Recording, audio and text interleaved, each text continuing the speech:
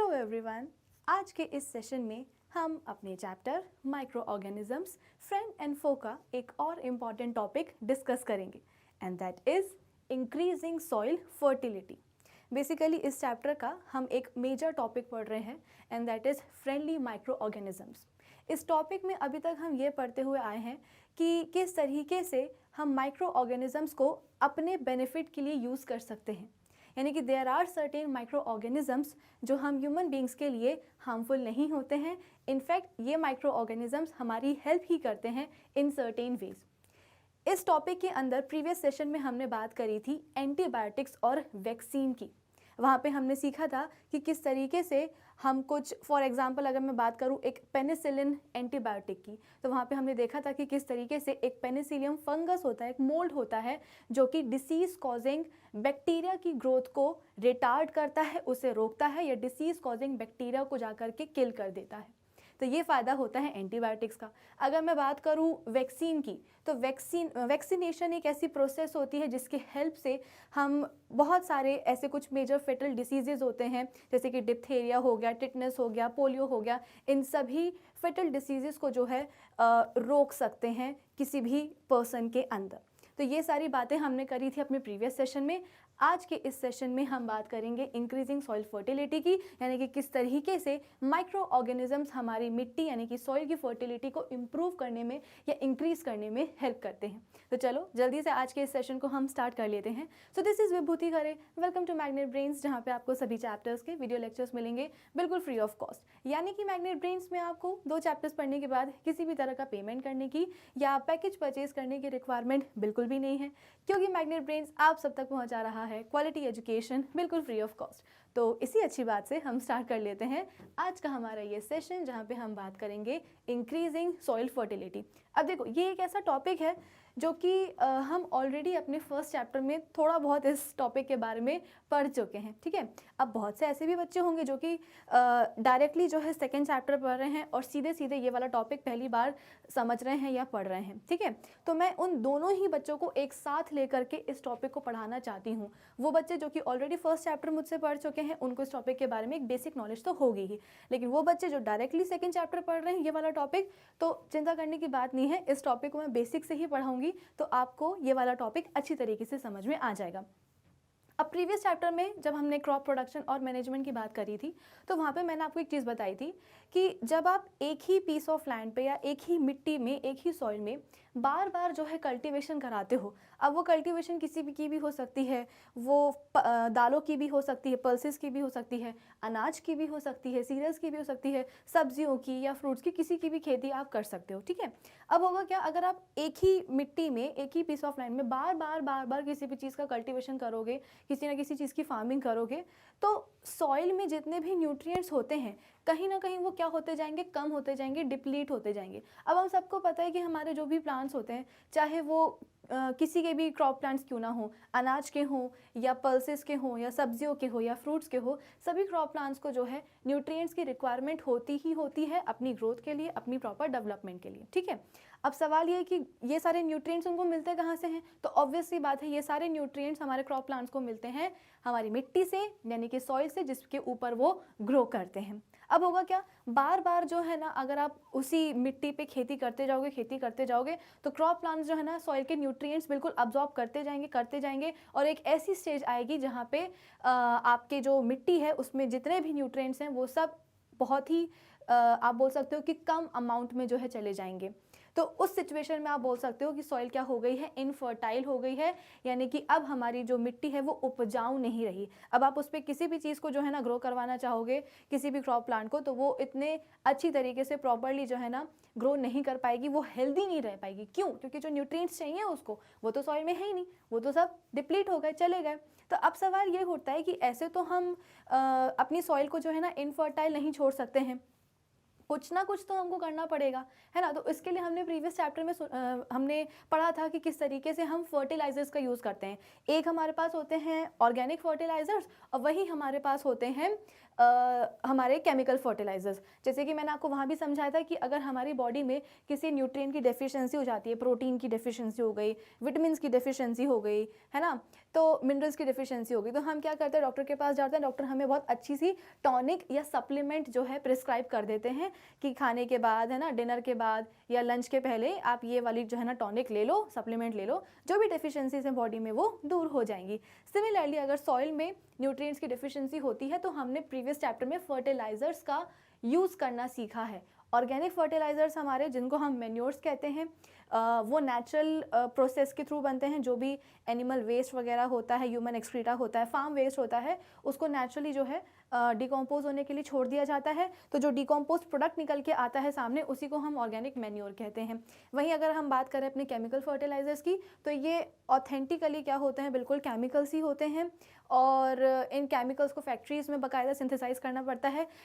Organic manures हमारे farm में यानी कि खेतों में सिंथेसाइज हो जाएंगे, लेकिन जो हमारे फर्टिलाइजर्स होते हैं उनको आपको फैक्ट्रीज़ में ही सिंथेसाइज करना पड़ेगा, वो उनको आप खेत में नहीं बना सकते हो, ठीक है। तो वहाँ पे हमने ऑर्गेनिक फर्टिलाइजर्स और केमिकल फर्टिलाइजर्स के बारे में जो है ना बात करी थी अपने प्रीवियस चैप्टर में। फिर उस चैप्टर में हमने एक और चीज़ पढ़ी थी कि किस तरीके से आप नेचुरली जो है ऑर्गेनिक आप बोल सकते हो कि न्यूट्रिएंट्स को, सॉइल के न्यूट्रिएंट्स को रिप्लेनिश करवा सकते हो।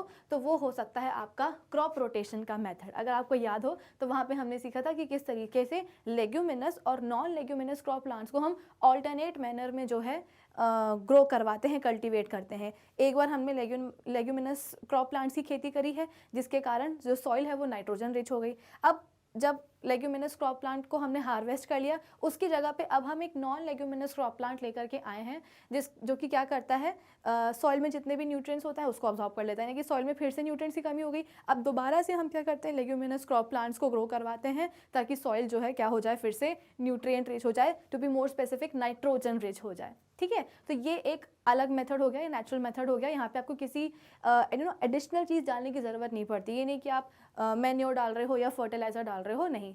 ऑल्टरनेट मैनर में लेग्यूमिनस और नॉन लेग्यूमिनस क्रॉप प्लांट्स को आप ग्रो करवाते जाओ, तो वो अपने आप जो है सॉइल की जो फर्टिलिटी है वो कांस्टेंट रहेगी, कभी बढ़ेगी कभी कम होगी, लेकिन हाँ कांस्टेंट रहेगी, ठीक है। अब इसके बाद में हम बात कर रहे हैं इस चैप्टर में इंक्रीजिंग सॉइल फर्टिलिटी की, जहाँ पे हम ये बताना चाह रहे हैं कि there are certain microorganisms जो कि क्या करते हैं, सॉइल को फर्टाइल बनाने में हेल्प करते हैं। अब आप बोलोगे कि मैम आपने बताया था कि क्रॉप रोटेशन में जब हम लेग्यूमिनस क्रॉप प्लांट्स को ग्रो करवाते हैं, तो लेग्यूमिनस क्रॉप प्लांट्स की जो रूट्स होती हैं, उनकी रूट्स होती हैं स्पेशल टाइप की। क्यों स्पेशल टाइप की? क्योंकि उनकी रूट्स में प्रेजेंट होती हैं क्या, रूट नोड्यूल्स, यानी कि कुछ गांठें प्रेजेंट होती हैं लेग्यूमिनस प्लांट्स की, क्रॉप प्लांट्स की रूट्स में, ठीक है ना। इन गांठों की खास बात क्या होती है, यहाँ पे प्रेजेंट होता है एक बैक्टीरिया जिसको हम कहते हैं राइजोबियम, और प्यार से इसको हम क्या कहते हैं, राइजोबियम। एक नाइट्रोजन फिक्सिंग बैक्टीरिया होता है हमारी एटमॉस्फेयर में। वो वाले बच्चे जो कि पहली बार इस टॉपिक को पढ़ रहे हैं, ध्यान से सुनते जाइएगा, ठीक है। तो हमारी एटमॉस्फेयर में नाइट्रोजन प्रेजेंट होती है। बच्चे बोलेंगे कि मैम नाइट्रोजन की ज़रूरत क्या पड़ गई है हमें, ठीक है। तो नाइट्रोजन की ज़रूरत ये पड़ती है, देखो इधर पे हम सबको पता है कि, चलो आपको ये भले ही ना पता हो कि हमें नाइट्रोजन की क्या ज़रूरत है, लेकिन प्रोटीन की रिक्वायरमेंट तो सभी को होती है ना, हमको भी होती है, हमारे प्लांट्स को भी होती है। तो प्रोटीन की रिक्वायरमेंट बहुत ही असेंशियल होती है। प्रोटीन हमारे बॉडी के लिए बहुत इंपॉर्टेंट होता है, बहुत असेंशियल होता है। सवाल ये कि प्रोटीन बनता किससे, तो हमारे प्रोटीन बनते हैं किससे, अमीनो एसिड से, ठीक है। प्रोटीन किससे बनता है, अमीनो एसिड से। अब ये अमीनो एसिड्स कहाँ से आते हैं भाई, ये अमीनो एसिड्स बनते हैं नाइट्रोजन से ही। तो आपको ये लिंक समझ में आ रहा है, वो वाले बच्चे जिनने ऑलरेडी ये टॉपिक पढ़ा हुआ है, ये चीज़ पढ़ी हुई है प्रीवियस चैप्टर में, ठीक है, वो थोड़ा सा पेशेंस रखेंगे। वो वाले बच्चे जो कि पहली बार पढ़ रहे हैं, इसको ध्यान से समझते जाइएगा, सुनते जाइएगा। हमारी बॉडी में प्रोटीन की रिक्वायरमेंट होती है। ये प्रोटीन बनता कहाँ से है, अमीनो एसिड से बनता है। अमीनो एसिड्स कैसे बनते हैं भाई, अमीनो एसिड्स में प्रेजेंट होता है नाइट्रोजन। तो आप क्या पूरी इस लिंक से अपना को कनेक्ट कर पा रहे हैं कि कहाँ हमें नाइट्रोजन की ज़रूरत है। आप बोलोगे कि मैम हमने तो अभी तक ये सुना था कि ऑक्सीजन की ज़रूरत पड़ती है, कैल्शियम की ज़रूरत पड़ती है, लेकिन ये नाइट्रोजन कहाँ से आ गई। तो नाइट्रोजन भैया प्रोटीन की सिंथेसिस के लिए इंपॉर्टेंट होती है, क्योंकि अल्टीमेटली अगर आप प्रोटीन की बेसिक यूनिट देखें तो वो क्या है, नाइट्रोजन ही है।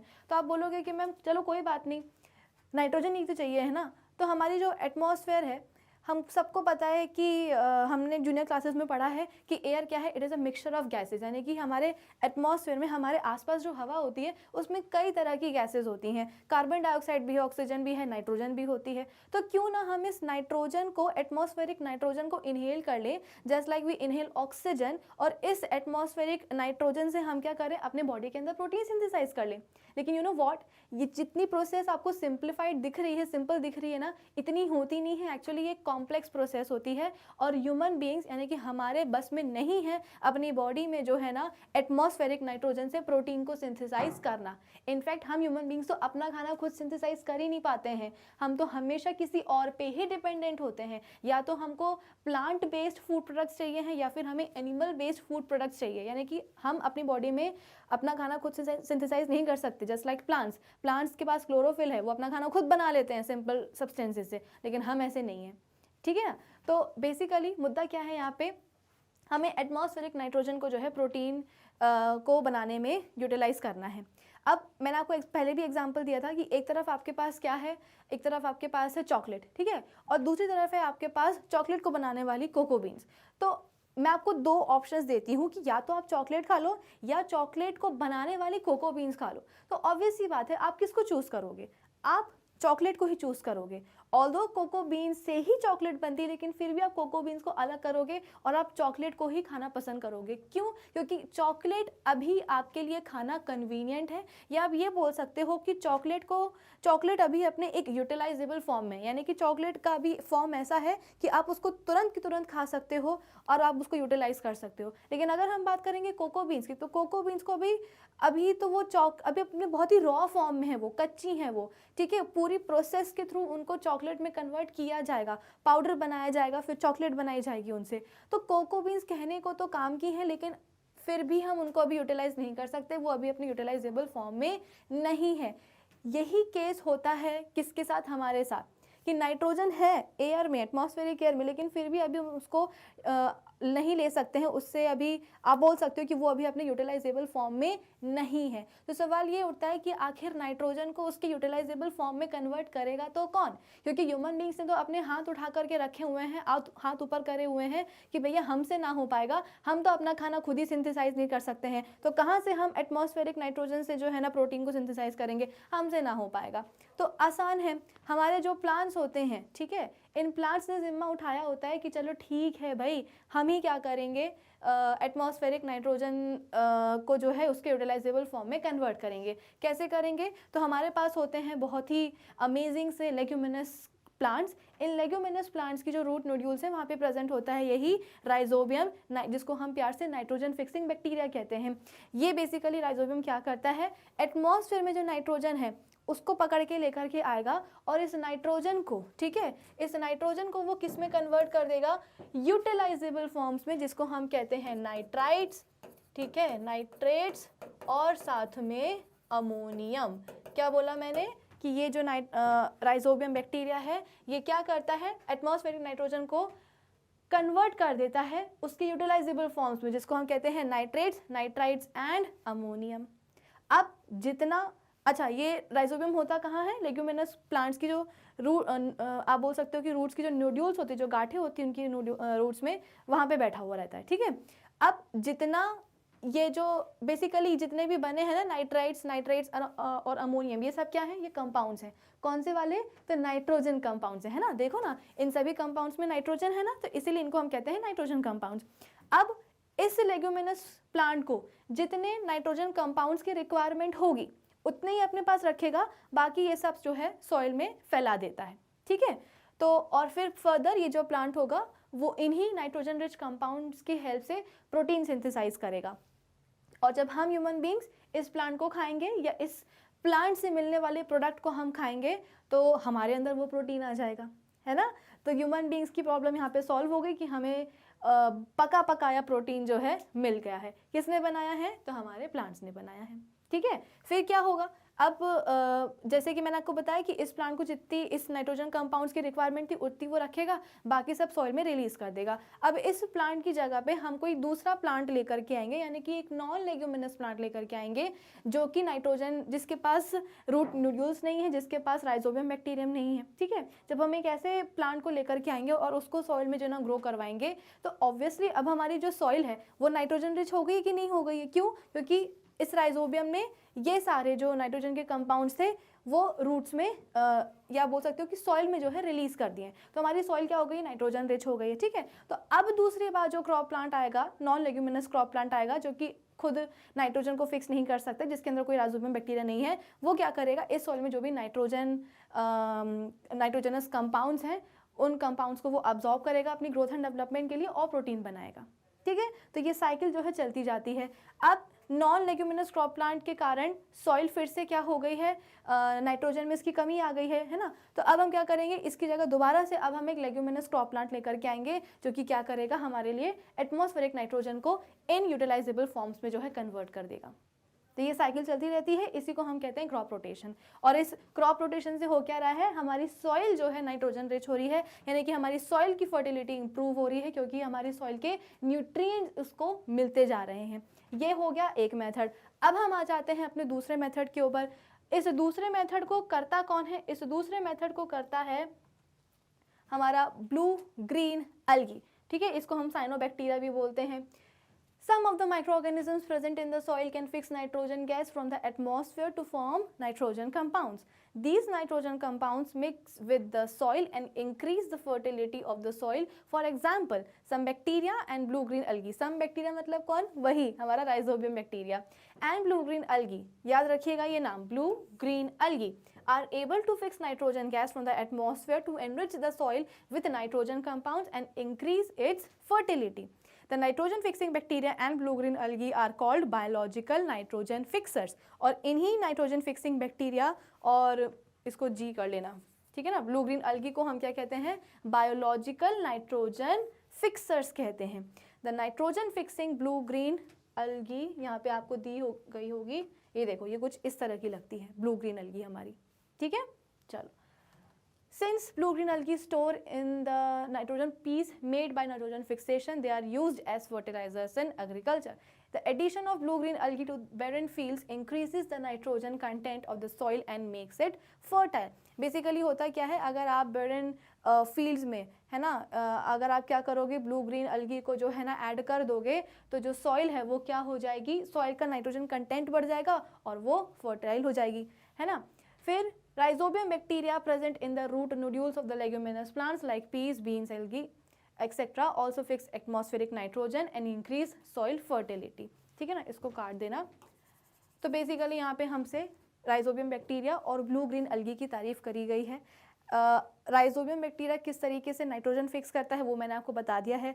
ब्लू ग्रीन अलगी कैसे नाइट्रोजन फिक्स करती है वो आपके सिलेबस में नहीं है, ठीक है, अभी आपको पढ़ने की ज़रूरत नहीं है। हायर क्लासेस में जब पढ़ने को आएगा तब पढ़ लेना। अभी के लिए आपके लिए नाम जानना इंपॉर्टेंट है कि हाँ, ब्लू ग्रीन अलगी है जो कि नाइट्रोजन फिक्स करती है अलॉन्ग विद राइजोबियम बैक्टीरिया, ठीक है। तो कहने को तो माइक्रो ऑर्गेनिजम्स अरे बिल्कुल भी अच्छे नहीं होते हैं, है ना, और नुकसान ही पहुंचाते हैं, लेकिन देखो अब जब से हम ये वाला टॉपिक पढ़ते आ रहे हैं अपने चैप्टर में फ्रेंडली माइक्रो ऑर्गेनिजम्स का, तब से हमें समझ में आता जा रहा है कि किस तरीके से there are certain microorganisms जो कि हमें कहीं ना कहीं किसी न किसी फॉर्म में जो है ना हेल्प करते हैं, और थोड़ी बहुत हेल्प भी नहीं करते हैं, बहुत ज़्यादा सी हेल्प करते हैं। जैसे कि सबसे पहले तो हमने कर्ड का फॉर्मेशन देखा था कि दही कैसे बनता है, दही के लिए भी हमारे पास लैक्टिक एसिड बैक्टीरिया होता है ना, लैब होता है हमारे पास। फिर इसके बाद में हमने ब्रेड का फॉर्मेशन देखा था कि हम ब्रेड को कैसे बेक करते हैं। ब्रेड का एक डिज़ायरेबल क्वालिटी यही होती है कि ब्रेड हमारी कैसी हो, काफ़ी स्पॉन्जी हो, है ना। अगर वो स्पॉन्जी नहीं होगी ब्रेड, अगर बहुत कड़क होगी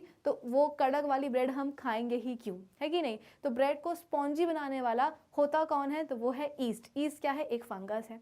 तो फंगस हमारे लिए इंपॉर्टेंट है, बैक्टीरिया हमारे लिए इंपॉर्टेंट है, ठीक है। एंटीबायोटिक्स और वैक्सीन के बारे में तो हम बात ऑलरेडी कर ही चुके हैं, और आज देखो हमने बात कर ली कि किस तरीके से बैक्टीरिया और अलगी मिलके क्या कर रहे हैं, हमारी सॉइल को फर्टाइल बना रहे हैं, ताकि हमारी जो सॉइल है वो हमेशा उपजाऊ रहे, उस पर आप किसी भी तरह की खेती करना चाहो तो आप कर सकते हैं, हमारे फार्मर्स कर सकते हैं, ठीक है, उनको नुकसान नहीं होगा।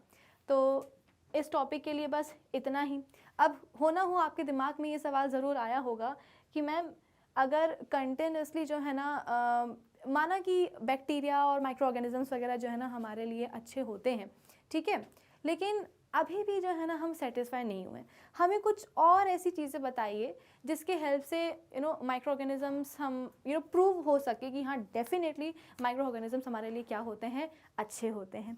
तो और भी कुछ एग्जांपल्स बताइए। तो अगर आपको और एग्जांपल्स चाहिए है ना तो आपको देखना होगा हमारा नेक्स्ट सेशन, क्योंकि नेक्स्ट सेशन में हम एक और क्वालिटी हम अपने माइक्रो ऑर्गेनिजम्स की जो है ना डिस्कस करेंगे, जिसके हेल्प से ये और अच्छी तरीके से साबित हो जाएगा कि हाँ भाई माइक्रो ऑर्गेनिजम्स जो होते हैं ना वो हमारे लिए यूज़फुल होते हैं। ठीक है, तो आज के सेशन के लिए बस इतना ही। अब हम मिलेंगे अपने नेक्स्ट सेशन में और डिस्कस करेंगे इसी मेजर टॉपिक यानी कि फ्रेंडली माइक्रो ऑर्गेनिजम्स का एक और सब टॉपिक।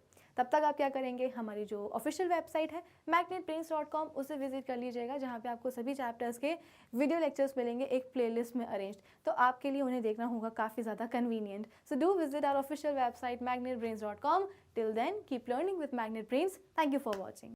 हेलो एवरीवन, आज के इस सेशन में हम अपने chapter micro organisms friend and foe का एक और इम्पॉर्टेंट टॉपिक डिस्कस करेंगे and that is cleaning the environment.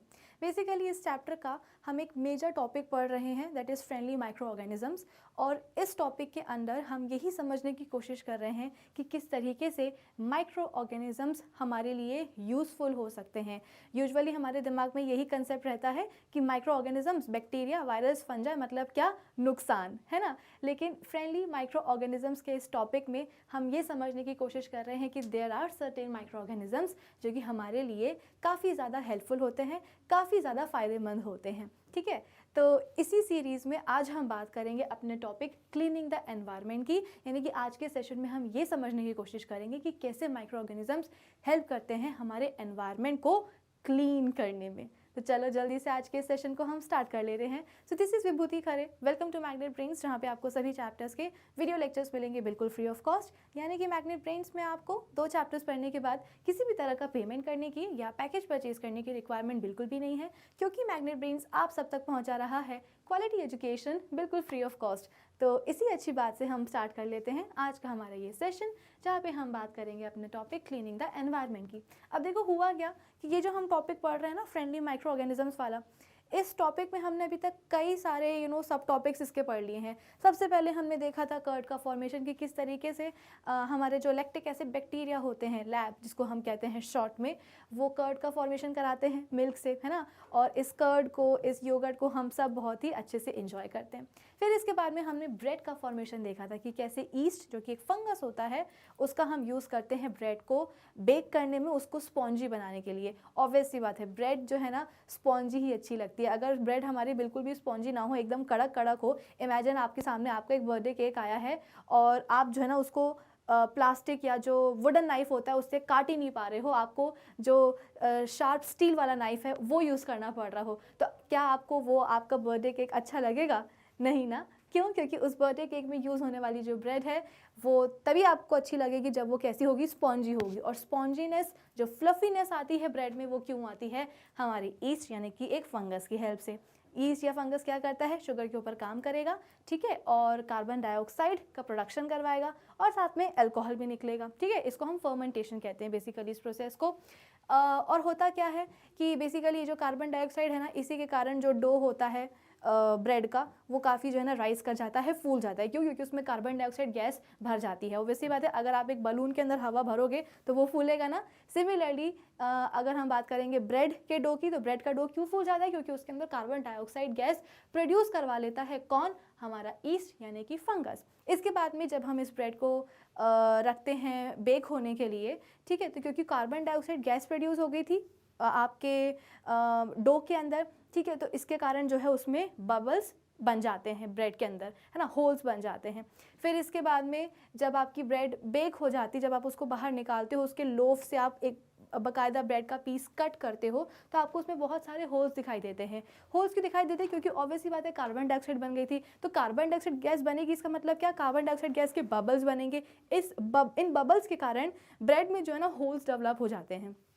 तो गैस तो वहाँ से निकल जाती है ना। जब आप ब्रेड को बाहर निकालोगे तो उन छोटे छोटे होल्स में एयर भर जाती है। तो जब आप अपने ब्रेड को ऐसे कंप्रेस करते हो, दबाते हो, तो उन होल से एयर निकल जाती है और इसीलिए आपकी जो ब्रेड है वो क्या हो जाती है, कंप्रेस हो जाती है। और उसी कंप्रेशन के कारण हमको लगता है कि हमारी ब्रेड कैसी है, काफ़ी स्पॉन्जी है, काफ़ी फ्लफ़ी है। ठीक है। फिर इसके बाद में हमने देखा था कि कैसे हम माइक्रो ऑर्गेनिजम्स का यूज़ करके विनेगर बनाते हैं और अल्कोहलिक बेवरेजेस बनाते हैं।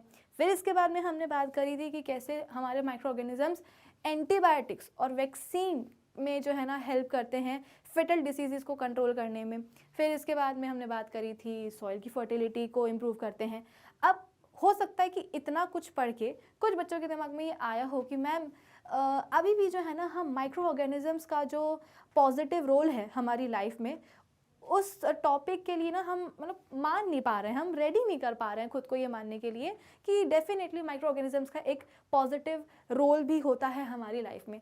तो आप ना हमको एक ऐसा एग्जांपल दो जो कि जिससे कि हम मान पाएँ कि हाँ डेफिनेटली माइक्रो ऑर्गेनिजम्स का एक बहुत ही बड़ा रोल होता है हम सभी की लाइफ में, ताकि हम मान सकें, हम अपने दिल को, दिमाग को ये समझा पाए कि हाँ भैया माइक्रो ऑर्गेनिजम्स हमारे लिए बहुत फ़ायदेमंद होते हैं। तो चलो ठीक है, इसी एग्जाम्पल को आज के सेशन में हम डिस्कस कर लेते हैं क्लीनिंग द एनवायरनमेंट टॉपिक के थ्रू। कैसे? तो you must have heard a word called decomposition. हम सभी ने ये डिकॉम्पोजिशन वाला जो वर्ड है ये सुन रखा है। अब एग्जैक्टली डिकॉम्पोजिशन क्या होता है, अगर मैं आपसे पूछूं कि डिकॉम्पोजिशन मतलब क्या, तो आप बोलोगे कि मैम डिकॉम्पोजिशन मतलब किसी चीज़ को तोड़ना। सही बात है ना। डिकम्पोज करने का मतलब क्या है, किसी चीज़ को तोड़ना। लेकिन कैसे तोड़ना? तो डिकम्पोजिशन में हम बोलते क्या है कि कॉम्प्लेक्स सब्सटेंसेस को तोड़ा जाता है। कैसे तोड़ा जाता है? ताकि वो अपने सिंपलर सब्सटेंसेस में या सिंपलर फॉर्म्स में कन्वर्ट हो जाए। क्या आप इस चीज़ को समझ पा रहे हो? डिकम्पोजिशन का मतलब क्या होता है कि एक ऐसी प्रोसेस है जहाँ पे एक कॉम्प्लेक्स सब्सटेंस को डिवाइड किया जाता है या तोड़ा जाता है, डिकम्पोज किया जाता है, ताकि वो कन्वर्ट हो जाए अपने सिंपलर फॉर्म्स में या सिंपलर वंस में। इस प्रोसेस को हम क्या कहते हैं? डिकम्पोजिशन कहते हैं। आई आपको बात समझ में? चलो ठीक है, अब हम एक दूसरा वर्ड भी पढ़ लेते हैं। दूसरा वर्ड है हमारा ऑर्गेनिक मैटर। ठीक है, ऑर्गेनिक मैटर मैंने आपको पहले भी बताया था कि हमारे पास वैसे देखा जाए तो कई सारे जो है ना मिनरल एलिमेंट्स होते हैं, कई सारे एलिमेंट्स होते हैं, लेकिन एक मेजर एलिमेंट होता है जिसको हम कहते हैं कार्बन। ठीक है, तो कार्बन जब आप हायर क्लासेस में जाओगे आप पढ़ोगे कि कार्बन जो है ना एक काफ़ी वर्सेटाइल एलिमेंट होता है, क्योंकि ये जो है ना कई तरह के कंपाउंड्स बनाता है। तो कार्बन रिच कंपाउंड्स को हम ऑर्गेनिक कंपाउंड्स कहते हैं, और वो वाली चीज़ें, वो वाले मैटर, वो वाले सब्सटेंसेस जो कि कार्बन कंपाउंड्स में रिच होते हैं, उनको हम ऑर्गेनिक मैटर कहते हैं। अब ये तो एक बहुत ही टेक्निकल डेफिनेशन हो गई है ना। अगर आपको इसको सिंपल भाषा में समझना है, सिंपल वर्ड्स में समझना है, तो आप इसको ऐसे समझ सकते हो कि प्लांट्स और एनिमल्स से मिलने वाली जो चीज़ें होती हैं उसको हम ऑर्गेनिक मैटर बोलते हैं। ठीक है ना, something which we can obtain from plants and animals. आप सभी ने ये ऑर्गेनिक वर्ड बहुत सुना होगा। ऑर्गेनिक दालें आजकल आ रही हैं, ऑर्गेनिक चावल, ऑर्गेनिक हनी। ऑर्गेनिक से हम क्या वर्ड रिलेट करते हैं? नेचुरल को। जैसे कि अगर आपके सामने मैंने एक ब्रांडेड जो है ना हनी रखा है, और वहीं आपके सामने मैंने एक दूसरा हनी रखा है और उसके ऊपर मैंने जो है ना लेबल चिपका दिया ऑर्गेनिक हनी का, तो शायद आप जो है ना ब्रांडेड हनी को नहीं चुनोगे और आप ऑर्गेनिक हनी को चुनोगे। क्यों? क्योंकि आप ऑर्गेनिक को रिलेट करते हो नेचुरल वर्ड के साथ। और नेचुरल मतलब क्या? नेचुरल मतलब हेल्दी, यानी कि जो सीधे सीधे नेचर से जो है ना लेके आया गया है, जिसमें कहीं से लेकर के कहीं तक मिलावट नहीं है। तो हम कहीं ना कहीं ऑर्गेनिक को रिलेट करते हैं नेचुरल के साथ। ठीक है, तो आप इस चीज़ को ऐसे ध्यान रख सकते हो कि ऑर्गेनिक मैटर मतलब क्या, कि एक ऐसा सब्सटेंस जो कि आप प्लांट या एनिमल से जो है ऑब्टेन कर सकते हो। ठीक है, तो दो वर्ड्स का डिफाइन करना यहाँ पे ज़रूरी था, डिकम्पोजिशन और ऑर्गेनिक मैटर। आई होप दोनों वर्ड्स आपको समझ में आ गए हो। जो डिफाइन मैंने किया है वो सभी को समझ में आ गया होगा। चलो अब आगे की बात करते हैं। अब हुआ क्या, सपोज आपके पास एक बड़ा सा ट्री है, आम का ले लो या गुआवा का ले लो, यानी कि अमरूद का ले लो। अब बड़ा सा ट्री होता है, तो ट्री भी क्या करता है, बूढ़ा होता है ना कभी कभी, तो उसकी पत्तियाँ, ब्रांचेस वगैरह जो है झड़ती रहती हैं। कुछ फल भी ऐसे होते हैं जो बहुत ऊंचे ऊंचे जो फल होते हैं वो तो आप तोड़ नहीं सकते हो, तो वो ट्री पे ही लगे लगे रख के जो है ना ज़्यादा पक जाते हैं, और फिर ज़्यादा पके हुए फल जो है फिर नीचे आकर के गिर जाते हैं। तो कई बार आपने देखा होगा कि आपके पास जो भी ट्री है ना, पेड़ है, उसके नीचे कई सारी उसकी पत्तियां पड़ी हुई हैं, सूखी ब्रांचेस पड़ी हुई हैं, फल वगैरह जो है पड़े हुए हैं।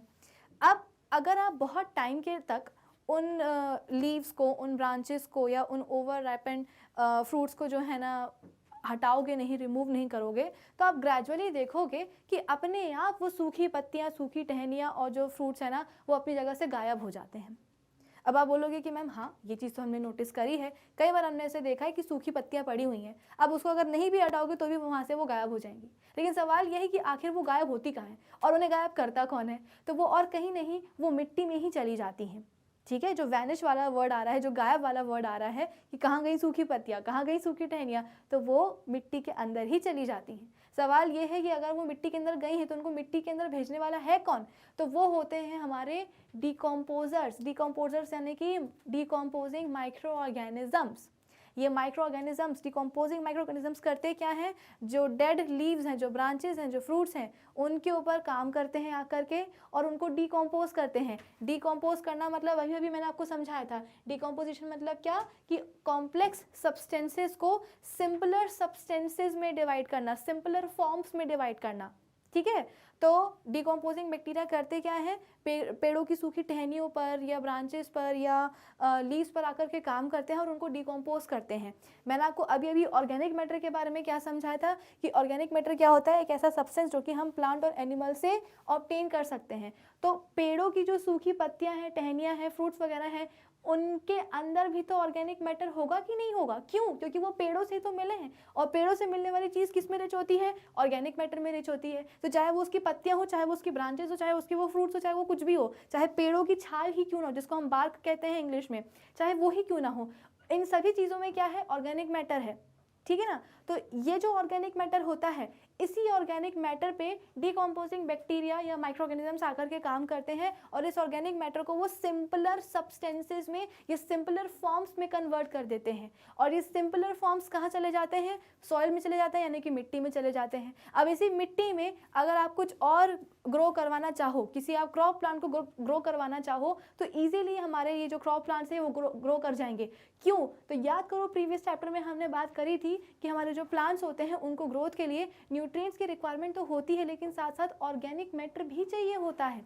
ये ऑर्गेनिक मैटर कहाँ से मिलता है? तो आप बोलोगे कि मैम प्रीवियस चैप्टर में आपने पढ़ाया था कि जो हमारे मैन्योर्स होते हैं वो ऑर्गेनिक मैटर में रिच होते हैं और उस ऑर्गेनिक मैटर को हम क्या कहते हैं? ह्यूमस कहते हैं। तो हम अपने पौधों की ग्रोथ के लिए सॉइल में ह्यूमस डाल देते हैं, यानी कि हम खाद या मैन्योर्स का एडिशन कर देते हैं। लेकिन यहाँ देखो, यहाँ जो हमारे डिकम्पोजिंग माइक्रो ऑर्गेनिजम्स हैं वो तो हमें बोल रहे हैं कि सुनो, आपको कोई ज़रूरत नहीं है खाद या मैन्योर्स वगैरह डालने की। क्यों? क्योंकि हम अपने एक्शन से, हम अपने डिकम्पोजिशन की प्रोसेस से ऑलरेडी सॉइल के अंदर क्या कर रहे हैं? ऑर्गेनिक मैटर लेकर के आ ही रहे हैं। आपको डालने की ज़रूरत नहीं पड़ेगी, आपको इन्वेस्ट करने की, आपको पैसा खर्च करने की ज़रूरत नहीं है, क्योंकि नेचुरली हम सॉइल के अंदर ह्यूमस या ऑर्गेनिक मैटर लेकर के आ रहे हैं। कैसे लेकर के आ रहे हैं? तो पेड़ों की सूखी हुई जो भी उसके पार्ट्स होते हैं, पत्तियाँ, बार्क, ब्रांचेस, जो भी कुछ है, उन सभी चीज़ों को, जो डेड चीज़ें हैं उसके अंदर जो भी ऑर्गेनिक मैटर है उसको हम उसकी सिंपलर फॉर्म्स में कन्वर्ट कर देते हैं।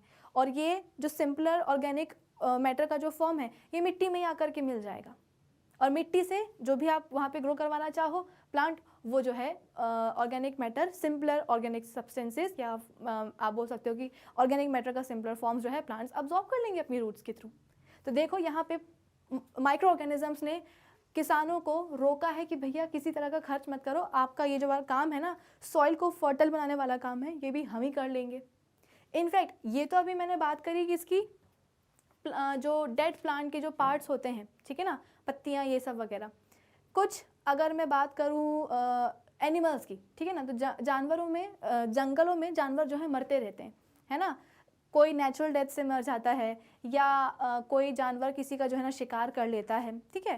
तो जंगलों में जानवरों की डेथ वगैरह होती रहती है, लेकिन over a period of time ये जो डेड बॉडीज़ होती हैं एनिमल्स की, ये भी गायब हो जाती हैं। ये गायब कैसे हो रही हैं? तो अगेन हमारे डिकम्पोजिंग माइक्रो ऑर्गेनिजम्स, यही डिकम्पोजिंग माइक्रो ऑर्गेनिजम्स बैक्टीरिया और फंजाई जाकर के क्या करते हैं? उन एनिमल्स की डेड बॉडीज़ पे जाकर के काम करते हैं। अगेन एनिमल्स हैं तो उनकी बॉडी में ऑर्गेनिक मैटर ही होगा। जैसे कि मैंने आपको समझाया कि ऑर्गेनिक मैटर हमें कहाँ से मिलता है, प्लांट्स और एनिमल से ही मिलता है। तो एनिमल की बॉडी में भी ऑर्गेनिक मैटर है, लेकिन बहुत ही कॉम्प्लेक्स फॉर्म में है। तो इस कॉम्प्लेक्स ऑर्गेनिक मैटर को जो कि एनिमल की बॉडी के अंदर है, माइक्रो ऑर्गेनिजम्स जाएंगे डिकम्पोजिंग वाले और उसको डिकम्पोज करेंगे और सिंपलर सब्सटेंसेस में तोड़ेंगे। ये सिंपलर सब्सटेंसेस दोबारा कहाँ चले जाएंगे, दोबारा से सॉइल में ही चले जाएंगे। कभी आपने अगर सोचा हो कि चलो खेतों में जब हम खेती करते हैं, है ना, हमारे किसान खेती करते हैं तो उनको दिखता रहता है कि हाँ सॉइल में जो है ना न्यूट्रिएंट्स की कमी हो रही है, चलो खाद डाल दो, कभी फर्टिलाइजर्स डाल दो, है ना, ताकि क्या हो, मिट्टी जो है ना उपजाऊ रहे, बंजर ना हो पाए और उस पर जो है ना कल्टीवेशन कंटिन्यू रहे। लेकिन कभी आपने ये सोचा है कि जंगलों में जो बड़े बड़े पेड़ लगे रहते हैं, भी अगर आपका पौधा इतना सा है तो उसकी न्यूट्रिएंट्स रिक्वायरमेंट भी कम होगी, लेकिन आपके पास एक बहुत बड़ा सा जायंट ट्री है तो आप खुद सोचो उस ट्री की जो न्यूट्रिएंट की रिक्वायरमेंट है वो कितनी ज़्यादा होगी। सवाल यह है कि जंगलों में तो इस तरीके के हज़ारों लाखों पेड़ लगे रहते हैं, तो आखिर इन प्लांट्स की जो न्यूट्रिएंट रिक्वायरमेंट है ये कौन फुलफिल करता है। कभी आपने सुना है कि जंगलों की मिट्टी में जाकर के लोग जो है ना खाद डाल रहे हैं या फर्टिलाइजर डाल रहे हैं, वहाँ पे वो करना बहुत ही डिफिकल्ट है।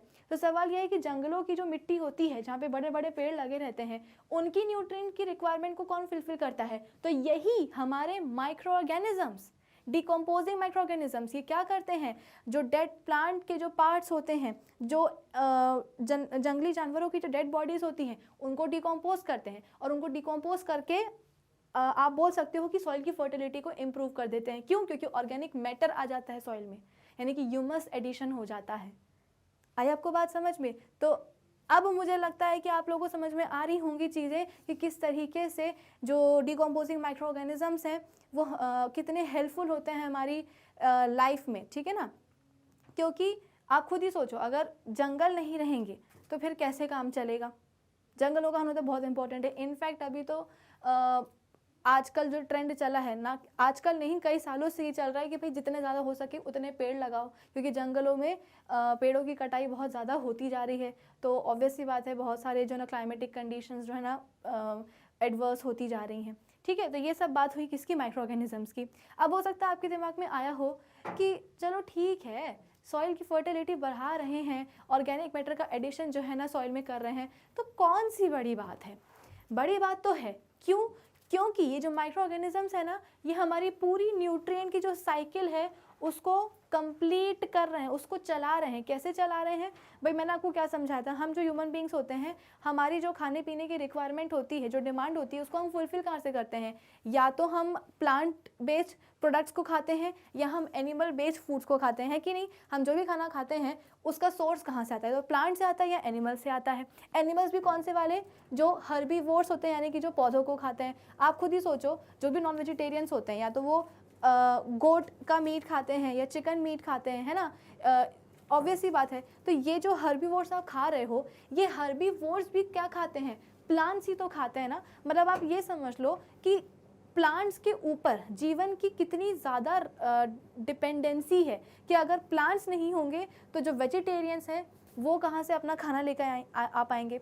अगर प्लांट्स नहीं होंगे तो जो हर्बीवोर्स हैं, जिनको कि जाकर के आगे जाकर के ह्यूमन बीइंग्स ही खाते हैं, वो हर्बीवोर्स कहाँ से जो है ना अपने खाने को जो है ना ऑब्टेन करेंगे। अगर हर्बीवोर्स ही नहीं होंगे तो उनको खाने वाले जो सेकेंडरी कंज्यूमर्स हैं या जो कार्निवोर्स हैं, वो कैसे सर्वाइव कर पाएंगे। तो ये जो पूरी साइकिल है ये कौन चलाता है, माइक्रो ऑर्गेनिजम्स चलाते हैं। कैसे चलाते हैं आप खुद ही सोचो। कुछ रिलीजन्स में डेड बॉडीज़ को जो है बरी यानी कि दफनाने की प्रथा होती है या रिचुअल होती है, ठीक है ना। ये डेड बॉडीज़ को जब दफनाया जाता है तो after a period of some, मतलब आप बोल सकते हो कि टाइम, ये जो डेड बॉडीज़ होती हैं ये वैनिश हो जाती हैं। तो ये डेड बॉडीज़ वैनिश क्यों हो रही है, क्योंकि अगेन माइक्रो ऑर्गेनिजम्स जो है ना इनके ऊपर काम कर रहे हैं। अब जो ह्यूमन बॉडी है, जो डेड बॉडीज़ होती हैं, ठीक है, उनके अंदर भी ऑर्गेनिक मैटर होता है। इसी ऑर्गेनिक मैटर को माइक्रो ऑर्गेनिजम्स सिंपलर फॉर्म्स में कन्वर्ट करके सॉइल में पहुंचाते हैं। सॉइल से कहाँ जाते हैं, प्लांट्स में जाते हैं। प्लांट्स इन ऑर्गेनिक सब्सटेंसेस को अब्जॉर्ब करते हैं और उनसे कई तरह की चीज़ें बनाते हैं। इन्हीं चीज़ों को हम कंज्यूम करते हैं, तो हमारे अंदर क्या हो गया, हमारे अंदर ये ऑर्गेनिक मैटर फिर से पहुंच गया। फिर इसके बाद में किसी ह्यूमन बीइंग की डेथ होगी, उसकी डेड बॉडी कहाँ जाएगी, ज़मीन में जाएगी। ज़मीन में जा कर के जो उसकी बॉडी में ऑर्गेनिक मैटर है उसको फिर से डिकम्पोज किया जाएगा और उसकी सिंपलर फॉर्म्स फिर से कहाँ जाएंगे, सॉइल में आ जाएंगे। सॉइल से कहाँ जाएंगे, प्लांट में जाएंगे। प्लांट से कहाँ जाएंगे, एनिमल्स में जाएंगे। तो ये जो पूरी साइकिल है इसको हम कहते हैं न्यूट्रिएंट साइकिल, जहाँ पे आप देख सकते हो कि न्यूट्रिएंट जो है साइक्लिक फॉर्म में आगे बढ़ते जा रहे हैं। प्लांट से एनिमल्स में गए, एनिमल से सॉइल में गए, सॉइल से गए प्लांट में, प्लांट से फिर से कहाँ गए, एनिमल्स में। तो यहाँ पे न्यूट्रिएंट्स की रिसाइकलिंग होती जा रही है, बार बार सेम पाथ फॉलो हो रहा है। और ये कौन करवा रहा है, ये माइक्रो ऑर्गेनिजम्स ही करवा रहे हैं। अगर माइक्रो ऑर्गेनिजम्स, जिस दिन माइक्रो ऑर्गेनिजम्स ने ठान लिया कि भाई आज के बाद जो है ना हम डिकम्पोजिशन के प्रोसेस नहीं करेंगे, चाहे हमारे सामने कितनी भी डेड बॉडीज क्यों ना आ जाए, चाहे प्लांट्स की आ जाए, चाहे एनिमल्स की आ जाए, चाहे ह्यूमन बींग्स की आ जाए, तो ज़रा सोचो क्या हाल होगा हमारी धरती का। ये डेड बॉडीज़ को अगर डिकम्पोज नहीं किया गया तो सॉइल में हम बोलते हैं कि ऑर्गेनिक मैटर कहाँ से आएगा। और अगर सॉइल में ऑर्गेनिक मैटर नहीं आया तो प्लांट्स कैसे ग्रो करेंगे, प्लांट्स नहीं ग्रो करेंगे तो फिर जीवन कैसे जिया जाएगा भाई, लोग अपना खाना कैसे ऑब्टेन कर पाएंगे। तो ये पूरी न्यूट्रिएंट साइकिल चलती है। ये आया आपको बात समझ में। इसलिए माइक्रो ऑर्गेनिजम्स का रोल बहुत बड़ा होता है हमारे एनवायरनमेंट में। कुछ बच्चों के दिमाग में ये आएगा कि मैम कोई बात नहीं, अगर माइक्रो ऑर्गेनिजम्स डेड एनिमल्स की डेड बॉडी को डिकम्पोज नहीं कर रहे हैं और अगर सॉइल जो है ना इसमें ऑर्गेनिक मैटर की कमी हो रही है तो कोई बात नहीं, हम जा कर के उसमें खाद डाल देंगे। खाद तो डाल दोगे लेकिन खाद बनेगी कैसे, अगेन खाद को बनाने वाले माइक्रो ऑर्गेनिजम्स ही होते हैं। आप काउ डंग, ह्यूमन एक्सक्रीट, आप फार्म वेस्ट लेकर के आ जाओ, लेकिन जब तक आप उसको डिकम्पोज नहीं करोगे तब तक आपको मैन्योर नहीं मिलेगी, खाद नहीं मिलेगी। और डिकम्पोज करवाने के लिए फिर से हमें ज़रूरत पड़ जाती है डिकम्पोजिंग माइक्रो ऑर्गेनिजम्स की। तो ये पूरी साइकिल है, इस साइकिल को समझना इम्पॉर्टेंट है। ठीक है, चलो तो अब हम रीड कर लेते हैं क्या लिखा हुआ है यहाँ पे। Some microorganisms like certain bacteria and fungi decomposes the organic matter present in dead plants, dead animals and animal wastes and convert them into simple substances which mix up with the soil. These simple substances contain plant nutrients which are again used by new plants for their growth.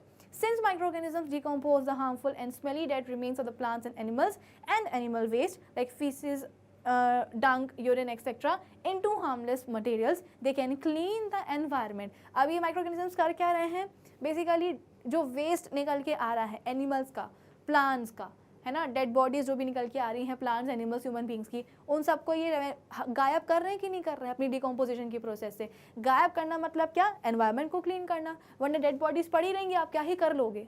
ठीक है, चलो फिर if हाउ एवर देयर were no microorganisms called decomposers in the soil, then the dead plants and dead animals and animal waste would keep on piling up in the environment and makes it dirty. Obvious सी बात है, अगर decomposers नहीं होंगे तो क्या होगा, dead plants, dead animals, उनका waste, इन सब की जो है ना आप बोल सकते हो कि बड़े बड़े पहाड़ बनते जाएंगे। In addition to cleaning the environment, the microorganisms also help in recycling the nutrients present in dead plants, dead animals and animal waste in nature, which can be used as food by green plants. वही वाली बात है जो मैंने आपको अभी समझाई है कि ये एनवायरनमेंट को क्लीन तो कर ही रहे हैं, डेड बॉडीज़ को तो हटा ही रहे हैं, साथ ही साथ ये न्यूट्रिएंट्स की जो रिसाइकलिंग है उसको भी सपोर्ट करते हैं, है ना, जो कि ये न्यूट्रिएंट्स कहाँ प्रेजेंट होते हैं, डेड प्लांट्स में, एनिमल वेस्ट में, एनिमल्स, डेड एनिमल्स में। ठीक है, तो इन न्यूट्रिएंट्स को बेसिकली सिंपलर फॉर्म्स में कन्वर्ट करते हैं माइक्रो ऑर्गेनिजम्स, और यही न्यूट्रिएंट्स सिंपलर फॉर्म्स वाले जाते हैं सॉइल में, और सॉइल से फिर जो है ग्रीन प्लांट्स इसको यूज़ कर लेते हैं as their food. If there were no microorganisms called decomposers, then the nutrients present in the dead plants, animals and animal waste would never be released for use by new plants. Obvious ही बात है, अगर microorganisms नहीं होंगे, decomposers नहीं होंगे, तो dead animals, dead plants या animal waste में जो ऑर्गेनिक मैटर है, जो न्यूट्रिएंट्स है, वो कभी सॉइल में आ ही नहीं पाएंगे. क्यों? क्योंकि उनका डिकम्पोजिशन नहीं हो रहा है. और अगर सॉइल में नहीं आएंगे तो क्या होगा, आप सभी को पता है, न्यू प्लांट्स जो हैं उसको यूज़ नहीं कर पाएंगे. ठीक है, और अगर यूज़ नहीं कर पाएंगे तो आप खुद ही समझ सकते हो कि वो प्लांट्स खुद कैसे ग्रो करेंगे. तो ये पूरी साइकिल है, इस साइकिल को आपको ध्यान रखना होगा. आपके सामने यहाँ पे एक न्यूट्रिएंट साइकिल दिख रही होगी कि किस तरीके से सबसे शुरुआत होती है डिकम्पोजर्स के साथ. डिकम्पोजर क्या करते हैं, सॉइल को जो है ना न्यूट्रिएंट रिच बनाते हैं. इसी सॉइल के ऊपर जो है ना प्लांट्स ग्रो करते हैं और इन प्लांट्स को हम कंज्यूम करते हैं. ठीक है, फिर ये आ गए हमारे सेकेंडरी कंज्यूमर जो कि कार्निवोर्स होते हैं, जो कि हर्बीवोर्स को खाते हैं. तो ये जो पूरी साइकिल है ये किसके कारण चल पा रही है, इन्हीं डिकम्पोजर्स के कारण चल पा रही है. अगर ये डिकम्पोजर्स नहीं होंगे तो ये सॉइल फर्टाइल नहीं होगी, इस फर्टाइल सॉइल के ऊपर प्रोड्यूसर्स यानी कि प्लांट्स नहीं ग्रो कर पाएंगे, और अगर प्लांट्स नहीं ग्रो कर पाएंगे तो ये प्राइमरी और सेकेंडरी कंज्यूमर्स का भी कोई रोल नहीं होगा।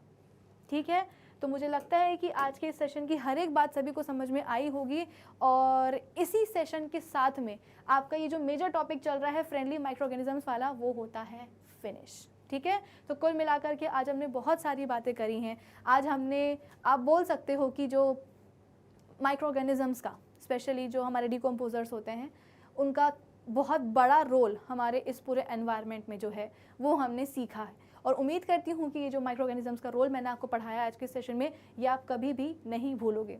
आपकी एनसीईआरटी बुक में एक बहुत ही बेसिक सी एक्टिविटी दी गई है, जहाँ पे आपको बोला गया है कि 2 पॉट आपको लेने हैं। एक पॉट में आपको जो है जो भी घर से निकलने वाला जो वेस्ट होता है, ऑर्गेनिक वेस्ट होता है, जैसे कि चाय पत्ती की जो पत्ती होती है ना, वो, और सब्जियों के या फलों के जो छिलके होते हैं वो आपको डालने हैं। ठीक है, और वहीं आपके पास जो दूसरा पॉट होगा उसमें आपको प्लास्टिक, कांच की चीज़ें, ठीक है ना, मेटल्स वगैरह, ये सब आपको डालने हैं। कहाँ? सेकेंड पॉट में। दोनों पॉट को कवर करके रख दो। आफ्टर फ्यू डेज़ आप देखोगे कि पॉट ए, जिसमें आपने छिलके वगैरह डाले थे सब्जियों के, फ्रूट्स के, वो वाला जो पॉट है उसका जो भी सामान है वो डिकम्पोज होना शुरू हो गया है ना। और वहीं आपके पास जो दूसरा वाला पॉट है जिसमें आपने प्लास्टिक और पॉलीथिन और मेटल और ग्लास की चीज़ें डाली थी, वो वैसा का वैसा है। इनफैक्ट उसको आप 100 साल के लिए भी छोड़ दोगे तो वो सारी चीज़ें ऐसी की ऐसी रहेंगी। क्यों? क्योंकि वो डिकम्पोज नहीं हो पाता है ना।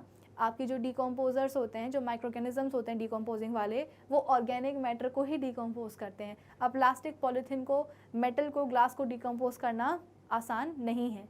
आया आपको बात समझ में? इसीलिए ज़ोर दिया जाता है कि ऑर्गेनिक चीज़ों को जो है ना यूज़ ज़्यादा करना चाहिए। मार्केट में जाते हो तो instead of using polythene bags, आप जो है पेपर के बैग्स यूज़ कर सकते हो, या क्लॉथ यानी कि कपड़े के बैग तो सबसे बेस्ट होते हैं। तो जितना हो सके अपने एनवायरनमेंट को जो है ना क्लीन रखें, और जितना हो सके अपने जो एनवायरनमेंट फ्रेंडली चीज़ें होती हैं उनको यूज़ करें।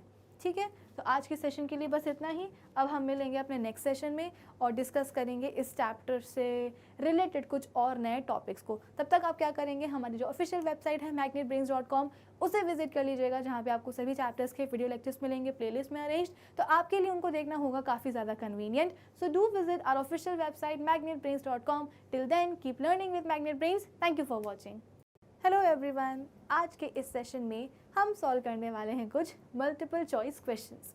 जैसे कि आप सभी को पता है कि हम क्लास 8 साइंस का second chapter micro organisms friend and foe पढ़ रहे हैं, और अभी तक इस चैप्टर के कई सारे टॉपिक्स हम ऑलरेडी कवर कर चुके हैं, डिस्कस कर चुके हैं। तो अब बारी आती है इन सभी टॉपिक से रिलेटेड कुछ क्वेश्चंस को सॉल्व करने की, यानी कि ये होने वाला है हमारा एक DPQ सेशन।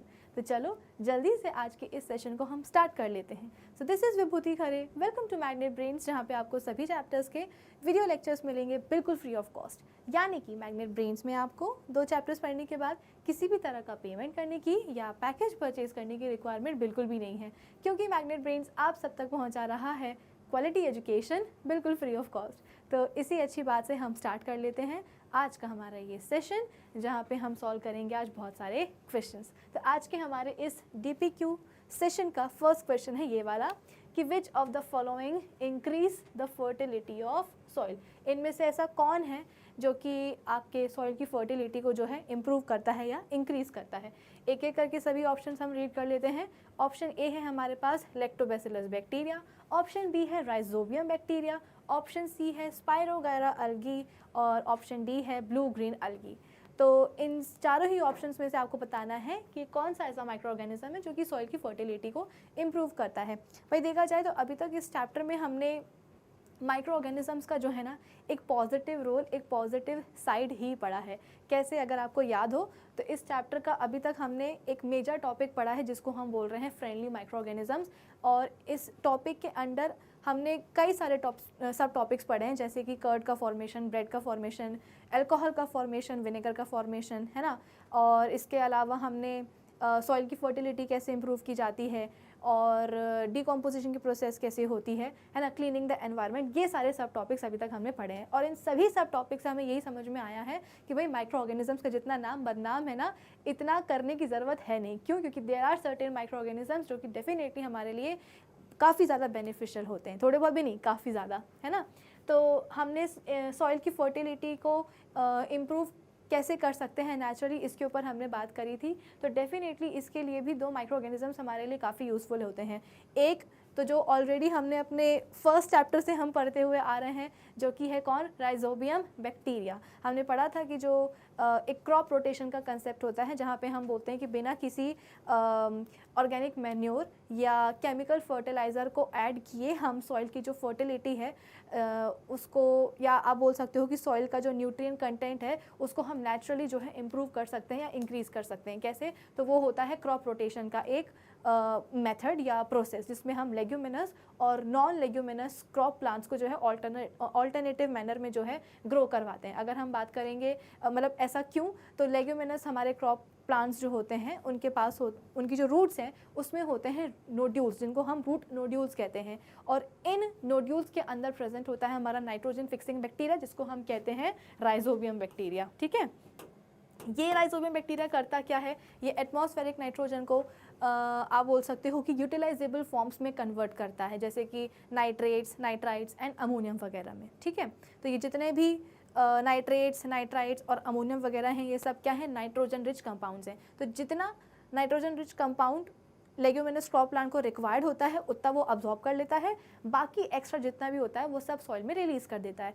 तो शॉर्ट में, या अगर आप कंक्लूजन निकालना चाहो तो कंक्लूजन ये निकल के आता है कि लेग्यूमिनस क्रॉप प्लांट की जो रूट नोड्यूल्स है जिसमें राइजोबियम बैक्टीरिया होता है, इस राइजोबियम बैक्टीरिया के कारण हम जो सॉइल होती है जिसमें कि वो खुद ग्रो कर रहा होता है, उस सॉइल का नाइट्रोजन कंटेंट बढ़ जाता है। और नाइट्रोजन क्या है, एक मैक्रोन्यूट्रिएंट है जो कि क्रॉप प्लांट्स को रिक्वायर्ड होता है ज़्यादा अमाउंट में अपनी ग्रोथ एंड डेवलपमेंट के लिए। ठीक है, तो सॉइल क्या हो गई है, नाइट्रोजन रिच हो गई, क्योंकि उसके पास नाइट्रोजन कंपाउंड्स आ चुके हैं। अब लेग्यूमिनस क्रॉप प्लांट के बाद में आप एक नॉन लेग्यूमिनस क्रॉप प्लांट को लेकर के आओगे, जैसे कि चावल हो गया या वीट हो गया, गेहूं हो गया।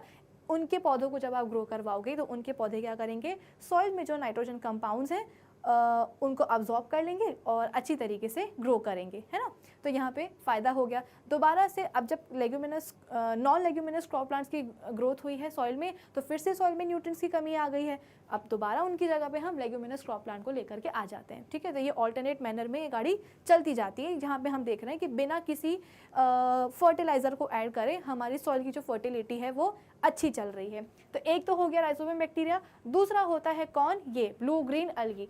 ठीक है, ये ब्लू ग्रीन अलगी, इसका एग्जैक्ट आप बोल सकते हो कि प्रोसेस क्या होती है नाइट्रोजन को फिक्स करने की, ये आपके सिलेबस में नहीं है, इसीलिए मैं आपको सिर्फ इतना पढ़ा रही हूँ कि हाँ, राइजोबियम बैक्टीरिया के साथ ही साथ एक ब्लू ग्रीन अलगी जिसको हम साइनोबैक्टीरिया कहते हैं, ये ब्लू ग्रीन अलगी हम बोलते हैं कि ये भी क्या करती है, एटमॉस्फेरिक नाइट्रोजन को सॉइल में फिक्स कर देती है, जिसके कारण सॉइल में नाइट्रोजन का कंटेंट अच्छा हो जाता है। तो इन दोनों को हम बायोलॉजिकल नाइट्रोजन फिक्सर्स कहते हैं। तो इस सवाल का सही जवाब क्या होना चाहिए, आपके पास ये कुछ ऑप्शंस हैं।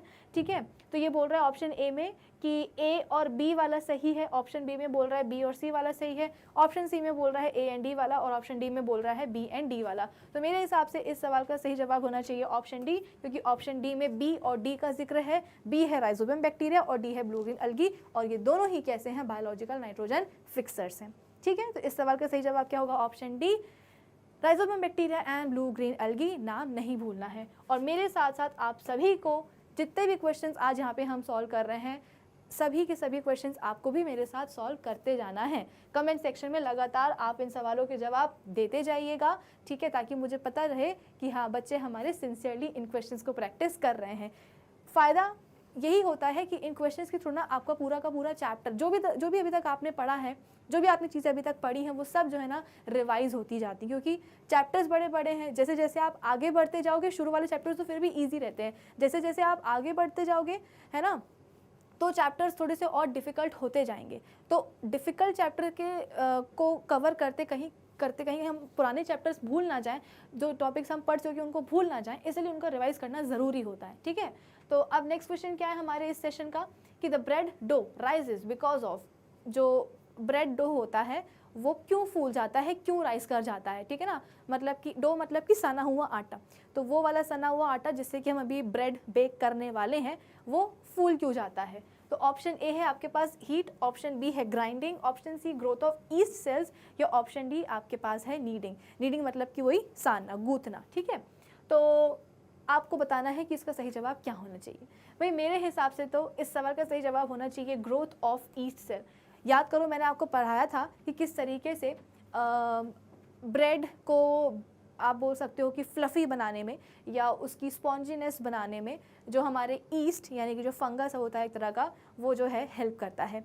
ईस्ट बेसिकली अपनी एक प्रोसेस दिखाता है जिसको हम कहते हैं फर्मेंटेशन। इस फर्मेंटेशन प्रोसेस के अंदर होता क्या है कि आटे में जो नेचुरल शुगर प्रेजेंट होती है उसके ऊपर ईस्ट काम करता है। ठीक है, अब आप बोलोगे कि मैम ईस्ट कहाँ से आया, तो ईस्ट हम इंटेंशनली पर्पसली आटे को सानते टाइम, उसको नीड करते टाइम डालते हैं। ठीक है ना, ड्राई ईस्ट पाउडर आता है, आराम से आपको किसी भी बेकरी पे जो है मिल जाता है। ठीक है, तो ड्राई ईस्ट पाउडर को थोड़ा सा हम वार्म मिल्क लेते हैं, बिल्कुल 1-2 चम्मच, उसमें जो है अच्छी तरीके से घोल देते हैं और घोलने के बाद उसको जो भी हमारा मैदा वगैरह होता है या आटा वगैरह जिसकी भी आप ब्रेड बना रहे हो उस आटे में जो है ऐड कर दिया जाता है। तो आटे में नेचुरली शुगर प्रेजेंट होती है, इस शुगर के ऊपर ईस्ट जो है अपना काम करता है।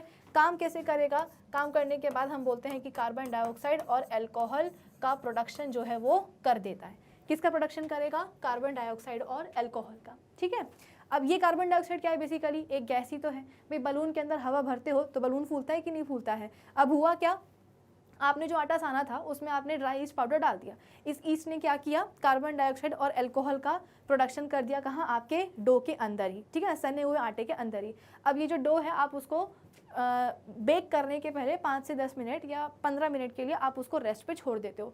जब आप उसको उठाते हो तो आपको दिखाई देता है कि डो आपका इतना सारा फूल गया, यानी कि वॉल्यूम उसकी बिल्कुल डबल हो गई है। डबल क्यों हो गई, क्योंकि उसके अंदर ऑब्वियस सी बात है गैस यानी कि कार्बन डाइऑक्साइड गैस आई है, तो कोई भी चीज़ फूलेगी ही ना। बलून के अंदर हवा भरोगे तो वो फूलेगी कि नहीं फूलेगी। सिमिलरली डो के अंदर आप कार्बन डाइऑक्साइड गैस को आप कहीं से लेकर के आ जाओगे तो आपका डो क्या कर जाएगा, राइस कर जाएगा। फिर इसके बाद में उसको फिर से एक बार नीट किया जाता है, अच्छे से जो है ना जो भी गैस बनी हुई है उसको निकाला जाता है। अब इस प्रोसेस में होता है क्या, क्योंकि गैस बन चुकी है आपके डो में, तो इस कार्बन डाइऑक्साइड के कारण जो डो है ना उसमें छोटे छोटे से पोर्स आप बोल सकते हो कि, या bubbles, to be more specific bubbles जो है डेवलप हो जाते हैं। इस गैस के कारण डो के अंदर गैस के बबल्स जो हैं डेवलप हो जाते हैं। अब जब इसी डो को आप बेक करने के लिए रखते हो तो बेक करने से क्या होता है कि क्योंकि हीटिंग की प्रोसेस होती है तो आप बोल सकते हो कि हीटिंग के, क्योंकि बेकिंग में आप हीट तो करोगे ही, तो हीट के कारण क्या होता है कि थोड़े से और ईस्ट सेल्स जो हैं वो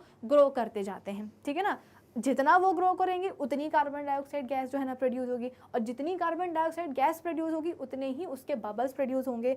फिर एक बार जब आपकी ब्रेड बेक होकर के वापस आ जाती है, जब आप उसको ब्रेड के लोफ को जब आप पीस में कट करते हो तो पीस में आपको बहुत सारे होल्स दिखाई देते हैं। ठीक है ना, तो कार्बन डाइऑक्साइड गैस उड़ चुकी है, क्योंकि बेकिंग के प्रोसेस में क्या हुआ था, जैसे ही टेम्परेचर बढ़ता है तो थोड़ा सा ईस्ट का नंबर भी हम बोलते हैं कि बढ़ जाता है, ईस्ट सेल का नंबर बढ़ जाता है। और ईस्ट हम सबको पता है कैसा होता है, यूनिसेलुलर होता है कि नहीं होता।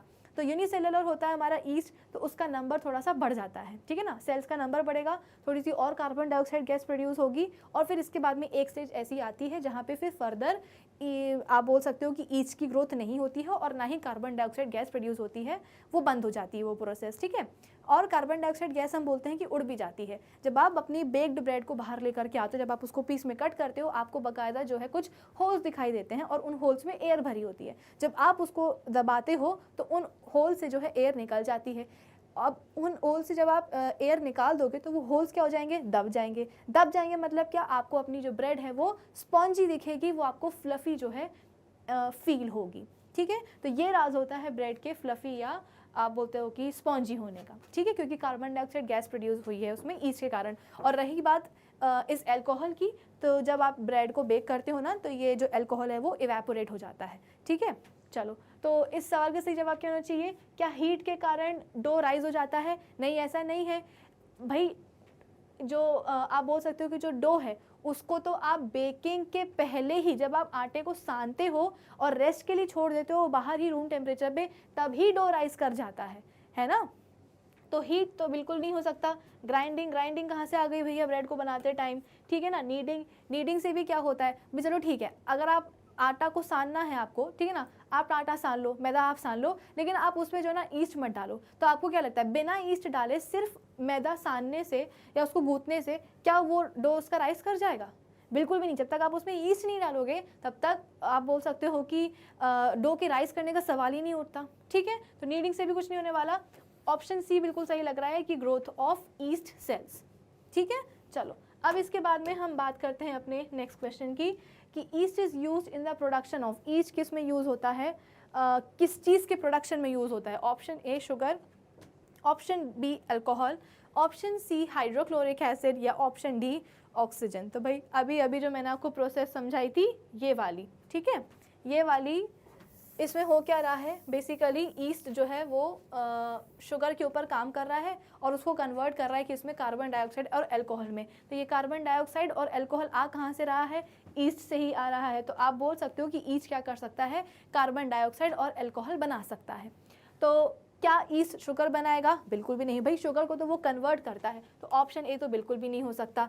ऑप्शन बी की अगर मैं बात करूँ, क्या ईस्ट अल्कोहल बना सकता है, बिल्कुल बना सकता है।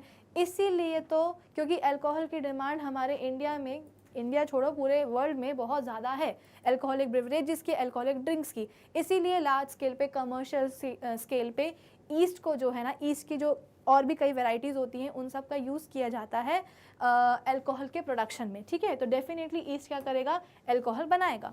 फिर इसके बाद में ऑप्शन सी अगर हम बात करें हाइड्रोक्लोरिक एसिड यानी कि HCl, बिल्कुल भी नहीं। ईस्ट को क्या मतलब है HCl से, तो ये वाला ऑप्शन भी गलत है। ऑप्शन डी ऑक्सीजन, ऑक्सीजन नहीं, वो बनाता है कार्बन डाइऑक्साइड। तो इस सवाल का सही जवाब क्या होगा, ऑप्शन बी। साथ साथ में ये जितने भी क्वेश्चंस यहाँ पे अभी मैं सॉल्व कर रही हूँ आप भी जो है ना सॉल्व करते जाइएगा। चलो नेक्स्ट क्वेश्चन क्या है, which of the following is an antibiotic. 4 options दिए गए हैं, आपको बताना है इनमें से एंटीबायोटिक कौन है। Option A sodium bicarbonate, option B streptomycin, option C alcohol या ऑप्शन डी ईस्ट। अगर आपको याद हो तो हमने एंटीबायोटिक्स और ईस्ट का कंसेप्ट भी एंटीबायोटिक और वैक्सीन का कंसेप्ट भी पढ़ा था, हमने कहा फ्रेंडली माइक्रो ऑर्गेनिजम्स टॉपिक के अंदर ही।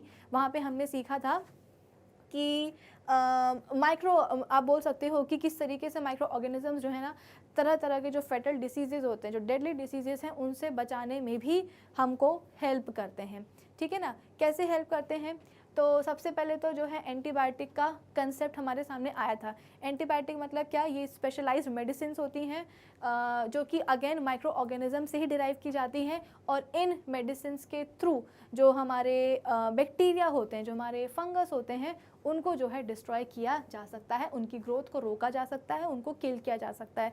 अगेन यहाँ पे एक मेन पॉइंट आ जाता है कि हमारी जो एंटीबायोटिक्स है ना वो वायरस पे कोई असर नहीं दिखाती। तो अगर आप ये सोचो कि किसी को वायरल इन्फेक्शन है और वो एंटीबायोटिक्स लेगा तो वो ठीक हो जाएगा, तो ये आपकी गलत फहमी है। क्यों, क्योंकि एंटीबायोटिक्स जो है वायरस पे काम नहीं करती हैं। तो सवाल ये है कि ये हमारी जो एंटीबायोटिक्स हैं ये हमें बचा रही हैं, कैसे बचा रही हैं, डिसीज़ कॉजिंग बैक्टीरिया और आप बोल सकते हो कि फंगस से। तो ये एंटीबायोटिक्स आती कहाँ से हैं, ये एंटीबायोटिक्स माइक्रो ऑर्गेनिज्म से ही बनती हैं। अगर आपको याद हो तो मैंने आपको बताया था कि एंटीबायोटिक्स का जो कंसेप्ट है, जो फर्स्ट एंटीबायोटिक है उसका जो है ना आप बोल सकते हो कि जो ओरिजिन है या जो उसको डेवलपमेंट है वो आप बोल सकते हो कि बाय चांस हो गया था। कैसे हो गया था, तो हमारे जो साइंटिस्ट थे वो क्या कर रहे थे, डिसीज़ कॉजिंग बैक्टीरिया को स्टडी कर रहे थे, उसकी कैरेक्टरिस्टिक्स को जानना चाह रहे थे। तो इसके लिए उन्होंने क्या किया, एक पेट्री डिश में डिसीज़ कॉजिंग बैक्टीरिया को कल्चर करवाना चाहा, यानी कि उस डिश में वो जानबूझ के उस डिसीज़ कॉजिंग बैक्टीरिया को ग्रो करवा रहे थे, ठीक है ना। अब उस पेट्री डिश को छोड़ करके वो कुछ दिन के लिए चले गए। जब वो वापस आए तो उन्होंने देखा कि उनकी जो पेट्री डिश में उसमें कुछ अलग सी ही चीज़ हो रही है। अलग सी चीज़ क्या हो रही है, सपोज़ ये थी उनकी पेट्री डिश जिसमें कि वो क्या कर रहे थे, बैक्टीरिया को, डिसीज़ कॉजिंग बैक्टीरिया को ग्रो करवा रहे थे। अब इस पेट्री डिश में उन्होंने देखा कि अलग सी जो है ना एक ग्रोथ हो गई है, एक कॉलोनी बन गई है, ठीक है, अलग से ग्रोथ हो गई है, एक कॉलोनी बन रही है। और ख़ास बात इस कॉलोनी की क्या थी कि इस कॉलोनी के आसपास ये जो डिसीज़ कॉजिंग बैक्टीरिया थे ये बिल्कुल भी नहीं आ रहे थे। वैसे तो पूरी डिश में हम बोलते हैं कि डिसीज़ कॉजिंग माइक्रो जो बैक्टीरिया थे वो फैले हुए थे, लेकिन ये जो कॉलोनी डेवलप हुई, ये जो ग्रोथ डेवलप हुई थी डिश के अंदर, इस ग्रोथ के पास या इस कॉलोनी के पास एक भी डिसीज़ कॉजिंग बैक्टीरिया जो है ना नहीं आ रहा था। इनफैक्ट ये जो कॉलोनी है ये कुछ डिसीज़ कॉजिंग बैक्टीरिया को डिस्ट्रॉय कर रही थी, मार रही थी। इसीलिए डर के मारे बैक्टीरिया जो है ना उस कॉलोनी से दूर बैठे थे कि भैया वहाँ नहीं जाएंगे, वहाँ पे जाएंगे तो फिर कबाड़ा हो जाएगा। तो इसके बाद में साइंटिस्ट को ये पता चला कि भैया ये जो आप बोल सकते हो कि जो ग्रोथ है ये किसकी है, ये एक फंगस की है। फंगस का नाम क्या था, बेसिकली एक मोल्ड था, वो क्या नाम था उसका, उसका था पेनिसिलियम, ठीक है ना। तो पेनिसिलियम फंगस की यहाँ पे ग्रोथ हुई थी और बाद में उन्होंने ये रियलाइज़ किया कि ये जो पेनिसिलियम फंगस की जो ग्रोथ हुई है, जो कॉलोनी है, ये एक सब्सटेंस रिलीज कर रही है और यही सब्सटेंस क्या कर रहा है, डिसीज कॉजिंग बैक्टीरिया को, ठीक है, डिसीज कॉजिंग बैक्टीरिया को मार रहा है। और इस सब्सटेंस का नाम क्या था, इस सब्सटेंस का नाम था पेनिसिलिन। नाम रख दिया था उन्होंने कि हाँ भैया ये क्या हो गया, पेनिसिलिन हो गया, ठीक है ना। क्यों, क्योंकि पेनिसिलियम फंगस की कॉलोनी से निकल रहा था, इसीलिए नाम रख दिया क्या, पेनिसिलिन। और पेनिसिलिन को ही फिर एक एंटीबायोटिक का जो है खिताब दिया गया कि हाँ भैया ये है एक एंटीबायोटिक जो कि डिसीज कॉजिंग बैक्टीरिया को, उसकी ग्रोथ को रिटार्ड कर रही है या उसको रोक रही है या उसको डिस्ट्रॉय कर रही है, मार रही है, ठीक है ना। वर्ल्ड वॉर का टाइम था उस समय, तो कई लोगों ने बोला कि भैया वर्ल्ड वॉर का समय है, लोग ज़ख्मी हो रहे हैं, उनको चोट लग रही है, किसी को गोली लगी, किसी को कुछ लगा, जो घाव हुआ वहाँ पे इन्फेक्शन हो रहे हैं, इन्फेक्शन से लोग मर रहे हैं, तो कुछ करो ताकि जो है ना इन्फेक्शंस को रोका जा सके। तो उस समय से जो है फिर एंटीबायोटिक्स का कंसेप्ट काफ़ी ट्रेंडिंग हो गया कि भाई जितना हो सके उतना एंटीबायोटिक्स प्रिपेयर करो ताकि जो बैक्टीरियल इन्फेक्शन हो रहे हैं घाव वगैरह में उनको रोका जा सके, है ना, जो फंगल इन्फेक्शंस हो रहे हैं उनको रोका जा सके ताकि लोगों की जान बचाई जाए।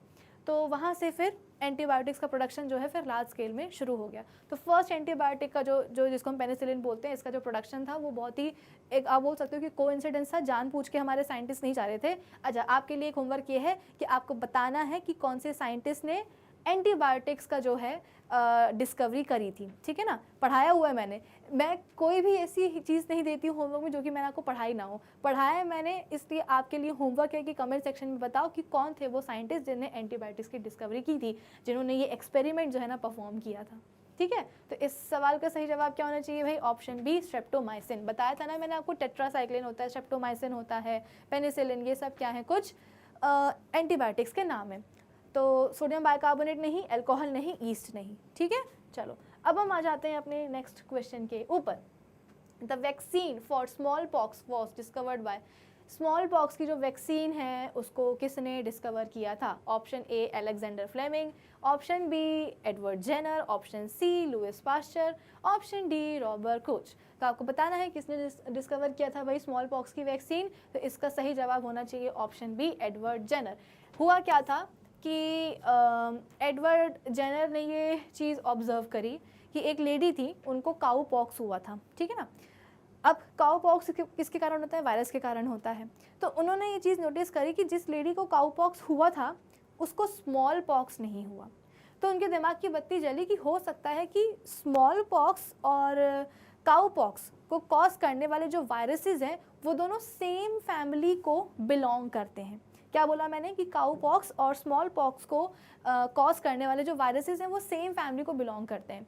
तो एडवर्ड जेनर ने ये सोचा कि क्योंकि इस लेडी को काऊ पॉक्स ऑलरेडी हो चुका था, जो आप बोल सकते हो कि काऊ पॉक्स का जो वायरस था वो ऑलरेडी इस लेडी के अंदर आ चुका था और इस वायरस से लड़ने के लिए उस लेडी की बॉडी का जो इम्यून सिस्टम है वो ऑलरेडी उस वायरस से लड़ रहा था।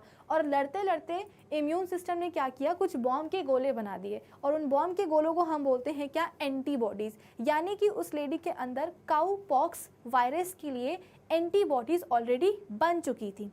इसीलिए उस लेडी के अंदर जब स्मॉल पॉक्स का वायरस गया, क्योंकि दोनों वायरसेस सेम फैमिली को बिलोंग करते हैं, है ना, तो जैसे ही उस लेडी के अंदर स्मॉल पॉक्स का वायरस गया, उस लेडी की बॉडी का जो इम्यून सिस्टम है वो बिल्कुल अलर्ट मोड पे आ गया कि अरे इसका तो रिश्तेदार पहली बार आया था काऊ पॉक्स को जो है ना कॉज करने के लिए, है ना, इसी की फैमिली का एक रिलेटिव आया था जिसके कारण हमको काऊ पॉक्स हुआ था, बहुत बीमार हो गए थे, बहुत दवाइयाँ खानी पड़ी थी।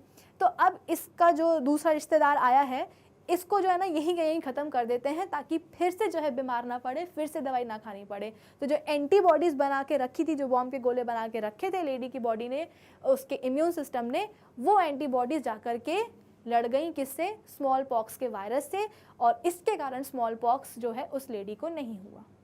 ठीक है, ये सब किसने डिस्कवर किया था, मैंने नहीं, मैं तो सब आपको बता रही हूँ। वो डिस्कवर किया था हमारे साइंटिस्ट एडवर्ड जेनर ने, ठीक है। और वहीं से जो है वैक्सीन का कंसेप्ट निकल के आया कि बेसिकली वैक्सीनेशन का कंसेप्ट क्या होता है कि हमारी बॉडी में ना ऑलरेडी एंटीबॉडीज़ जो है फॉर्म हो जाए इन्फेक्शंस के अगेंस्ट या पैथोजेंस के, डिसीज़ कॉजिंग पैथोजेंस के अगेंस्ट, ताकि क्या हो, जब पैथोजन हमारी बॉडी में एंटर करे तो ये एंटीबॉडीज़ जाएं और उन पैथोजन से लड़ें और पैथोजन्स जो हैं डिस्ट्रॉय हो जाएं, ताकि हमारी बॉडी में किसी भी तरह का डिसीज़ ना कॉज हो, है ना। हमारी बॉडी की टेंडेंसी होती है कि जो भी बाहर से आता है, जो भी फॉरेन पार्टिकल सब्सटेंस आता है, पैथोजन आता है, उसको वो डिटेक्ट कर लेता है, हमारी बॉडी का इम्यून सिस्टम डिटेक्ट कर लेता है कि अरे ये तो बाहर से आया हुआ है, चलो इसको जा करके मार डालते हैं, ठीक है।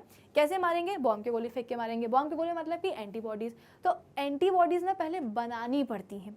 अब अगर तो आपका पैथोजन इतना स्ट्रॉन्ग हुआ कि जब तक आपकी बॉडी का इम्यून सिस्टम जो है ना बॉम्ब के गोले एंटीबॉडीज़ बना रहा है, अगर पैथोजन स्ट्रॉन्ग हो तो वो क्या करेगा, जब तक आपकी का इम्यून सिस्टम एंटीबॉडीज़ बनाएगा तब तक जो है बॉडी पे बहुत जो है वो नुकसान पहुंचा सकता है। और अगर बॉडी पे ज़्यादा नुकसान पहुंचेगा तो मतलब क्या, ज़्यादा बीमार पड़ेंगे मतलब क्या, डॉक्टर के पास जाना पड़ेगा।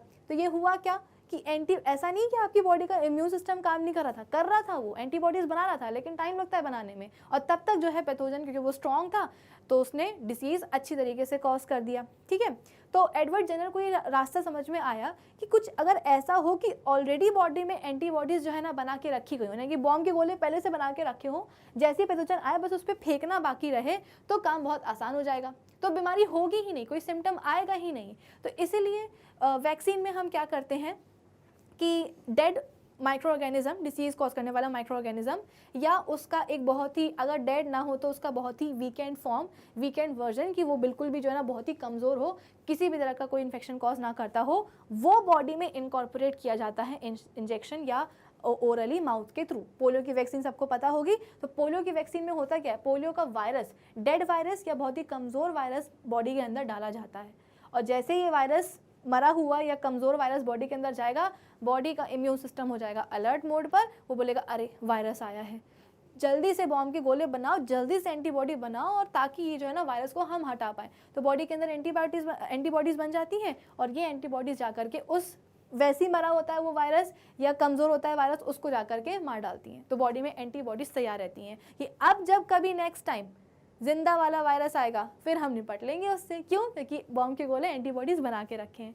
तो इस सवाल का सही जवाब होगा ऑप्शन बी, एडवर्ड जेनर, ठीक है। चलो अब नेक्स्ट क्वेश्चन क्या है, alcohol can be converted into vinegar by the action of micro organisms called. अब हमने देखा था कि किस तरीके से ईस्ट क्या करता है, शुगर के ऊपर काम करता है, उससे अल्कोहल और कार्बन डाइऑक्साइड बनाता है। अब इसी अल्कोहल के ऊपर अगर हम एजिटोबैक्टर बैक्टीरिया डाल दें तो क्या होगा, इस एजिटोबैक्टर बैक्टीरिया से जो अल्कोहल है वो कन्वर्ट हो जाएगा किस में, एसिटिक एसिड में, और एसिटिक एसिड का डाइल्यूट फॉर्म ही क्या कहलाता है, विनेगर कहलाता है, ठीक है। तो विनेगर का फॉर्मेशन कैसे हो सकता है, अल्कोहल से हो सकता है, लेकिन कौन करवाएगा अल्कोहल का कन्वर्जन इनटू विनेगर, तो वो होगा option D, bacteria, Azotobacter bacteria, ना वायरस, ना ईस्ट, ना प्रोटोजोआ, वो होगा एजिटोबैक्टर बैक्टीरिया, ठीक है। चलो अब इसके बाद में नेक्स्ट क्वेश्चन क्या है, the first antibiotic called penicillin was extracted from. First antibiotic जिसको हम पेनिसिलिन कहते हैं उसको कहाँ से एक्सट्रैक्ट किया गया था भाई, अभी मैंने आपको बताया, क्या बैक्टीरिया से करा गया था, नहीं भैया बैक्टीरिया से नहीं किया गया था। क्या किसी प्रोटोजोअन से करा गया था, नहीं। क्या किसी फंगस से किया गया था, हाँ फंगस से। कौन सा फंगस, तो वो एक मोल्ड था बेसिकली जिसका नाम था पेनिसिलियम, है ना। पेनिसिलियम की ही कॉलोनी की ग्रोथ हुई थी पेट्री डिश में, ठीक है ना, और उस ग्रोथ में पता चला था कि जो पेनिसिलियम फंगस है वो कुछ निकाल रहा है, कुछ फ्लूइड निकाल रहा है, कुछ तो ये निकाल रहा है जिसके कारण बैक्टीरिया जो है वो मर रहे हैं। तो वो कुछ क्या था, वो था उसका पेनिसिलिन सब्सटेंस, ठीक है ना, और इसी पेनिसिलिन सब्सटेंस को एंटीबायोटिक नाम दे दिया गया। कहाँ से निकला था, फंगस पेनिसिलियम से। तो इस सवाल का सही जवाब क्या होना चाहिए, option C, option C fungus, ठीक है। बाकी सब गलत है, ना बैक्टीरिया, ना वायरस, ना अल्गी, सिर्फ और सिर्फ फंगस, ठीक है। चलो अब हम आ जाते हैं अपने नेक्स्ट क्वेश्चन के ऊपर। The dengue disease spread by Aedes mosquito is caused bye.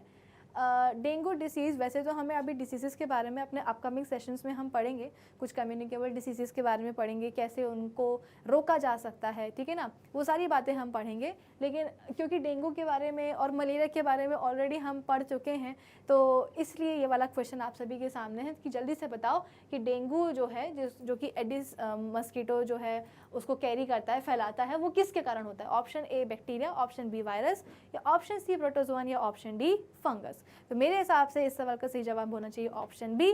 क्यों? क्योंकि पहले भी मुझे लगता है कि मैंने आपको किसी डीपीक्यू सेशन में ही बताया था कि एक फ्लेवी वायरस नाम का वायरस होता है, ठीक है ना, और यही फ्लेवी वायरस डेंगू कॉज करता है, इसी के कारण होता है, और उसको फैलाता कौन है? तो एडीज मस्कीटो, ठीक है। तो इस सवाल का सही जवाब होना चाहिए ऑप्शन बी वायरस। तो डेंगू क्या है? एक वायरल डिजीज है, ठीक है।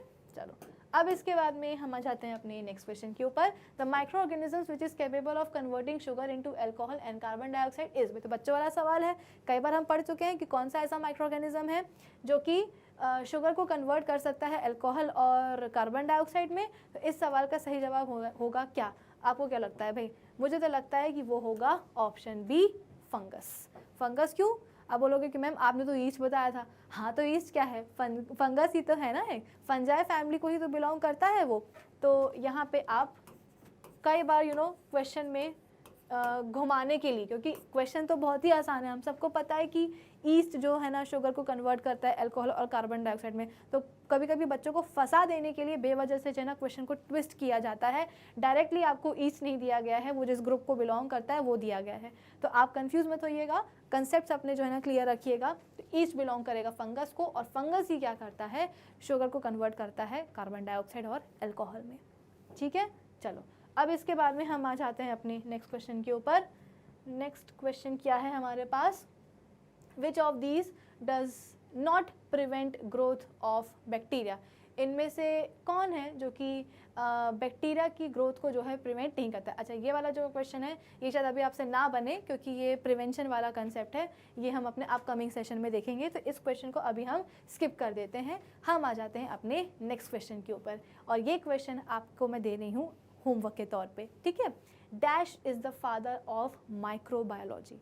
माइक्रोबायोलॉजी के फादर कौन थे, किसको बोला जाता है, ये आपको बताना है, ठीक है। तो आज के लिए आपके पास दो होमवर्क हैं। एक तो आपको बताना है कि जो एंटीबायोटिक्स वाला कंसेप्ट है कि है ना, ठीक है, एंटीबायोटिक्स वाला कंसेप्ट कौन लेकर के आया था, और इसके बाद में आपको बताना है कि माइक्रोबायोलॉजी के फादर हम किसे कहते हैं। अब एक लास्ट क्वेश्चन देख लो हमारे सेशन का कि pathogenic microorganisms present in the host cells are killed by medicines called, यानी कि होस्ट सेल के अंदर जो पैथोजेनिक माइक्रोऑर्गेनिजम्स होते हैं, यानी कि जो डिसीज कॉजिंग माइक्रोऑर्गेनिजम्स होते हैं, माइक्रोब्स होते हैं, वो कौन सी जिस मेडिसिन से उनको मारा जा सकता है वो कौन सी होती हैं? तो option A pain killer, option B antibodies, option C antibiotics, या ऑप्शन डी वैक्सीन। आपको क्या लगता है? तो भाई मेरे हिसाब से इस सवाल का सही जवाब होना चाहिए क्या? ऑप्शन सी, ठीक है। पेन किलर तो भाई जो नाम है भाई उसका काम है, पेन किलर क्या करता है? वो तो पेन को हटाता है। अगर हम बात करेंगे किसकी? एंटीबॉडीज़ की, तो एंटीबॉडीज़ डेफिनेटली आप बोल सकते हो कि डिसीज़ कॉजिंग माइक्रो ऑर्गेनिज्म को क्या करता है? जा कर के मार डालता है ना। जैसे कि मैंने आपको बताया था कि हमारी बॉडी का जो इम्यून सिस्टम होता है उसकी याददाश्त बहुत तेज़ होती है ना, और वो एक डिफेंस मैकेनिज़्म आप बोल सकते हो कि प्रोवाइड करता है कि जो भी बाहर से चीज़ें आ रही हैं, फॉरेन चीज़ें आ रही हैं, है ना, उन फॉरेन सब्सटेंसेस से या पार्टिकल से या माइक्रो ऑर्गेनिज्म से हमारी बॉडी का जो इम्यून सिस्टम है वो लड़ता है। तो कैसे लड़ता है? बॉम्ब के गोले बना करके, यानी कि एंटीबॉडीज़ बना करके, और साथ ही साथ वो उस दुश्मन को याद भी रखता है कि अच्छा ये आया था, अब अगली बार आएगा ना तो हम इसके ऊपर और अच्छी तरीके से अटैक करेंगे, क्योंकि पहली बार में तो जान पहचान होती है, दूसरी बार में उसको याद रहता है कि अच्छा ये तो पहले भी आया था और इसके कारण काफ़ी परेशानी हुई थी, हमको एंटीबॉडीज़ बनानी पड़ी थी और हमको जो है ना हम बॉडी बीमार भी हो गई थी, डॉक्टर के पास जाना पड़ा था। तो अगली बार जब वो आएगा तो डबल फोर्स के साथ जो है बॉडी का जो इम्यून सिस्टम है वो काम करेगा, क्योंकि एंटीबॉडीज़ ऑलरेडी बना के रखी हुई होंगी, तो बस उन एंटीबॉडीज़ को ले जा करके मारना होता है, ठीक है। तो हमारी बॉडी का डिफेंस मैकेनिज्म है, ये कुछ इस तरीके से ही काम करता है। तो देखा जाए तो डेफिनेटली एंटीबॉडीज़ क्या करती हैं? पैथोजेनिक माइक्रो ऑर्गेनिजम्स को किल करती हैं। लेकिन सवाल को ध्यान से सुनो, मेडिसिन बोला गया है, एंटीबॉडीज़ को आप मेडिसिन जो है ना नहीं कंसिडर कर सकते हो। आया आपको बात समझ में? एंटीबॉडीज़ आप बोल सकते हो कि हमारे बॉडी के सेल्स ही होते हैं, माना कि वो माइक्रो ऑर्गेनिजम्स को मार रहे हैं लेकिन वो हमारे कोई दवाइयाँ नहीं है हमारी बॉडी के लिए। तो ये वाला जो क्वेश्चन है कहने को तो बहुत आसान सवाल है, लेकिन हो सकता है कि जैसे ही बच्चों को ऑप्शन बी में एंटीबॉडीज़ दिखेगा तो बच्चे उसको जाकर के टिक कराए कि हाँ एंटीबॉडीज से जो है ना माइक्रो ऑर्गेनिजम्स मर जाते हैं। मरते ज़रूर हैं लेकिन वो हमारी बॉडी की मेडिसिन नहीं है। मेडिसिन की अगर बात होगी तो आपको पेन किलर या एंटीबायोटिक्स में से ही कुछ चूज़ करना पड़ेगा। पेन किलर जो है ना रूट कॉज को ख़त्म नहीं करती। कहीं आपको दर्द हो रहा होगा किसी जगह तो आप पेन किलर लोगे तो वो दर्द चला जाएगा, लेकिन जो रूट कॉज होगा कि किस वजह से दर्द हो रहा है वो नहीं जाएगा।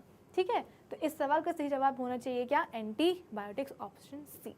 तो 2 होमवर्क दिए हैं, बाकी सारे क्वेश्चंस मैंने आपको करवा दिए हैं। अब इस सेशन के लिए बस इतना ही।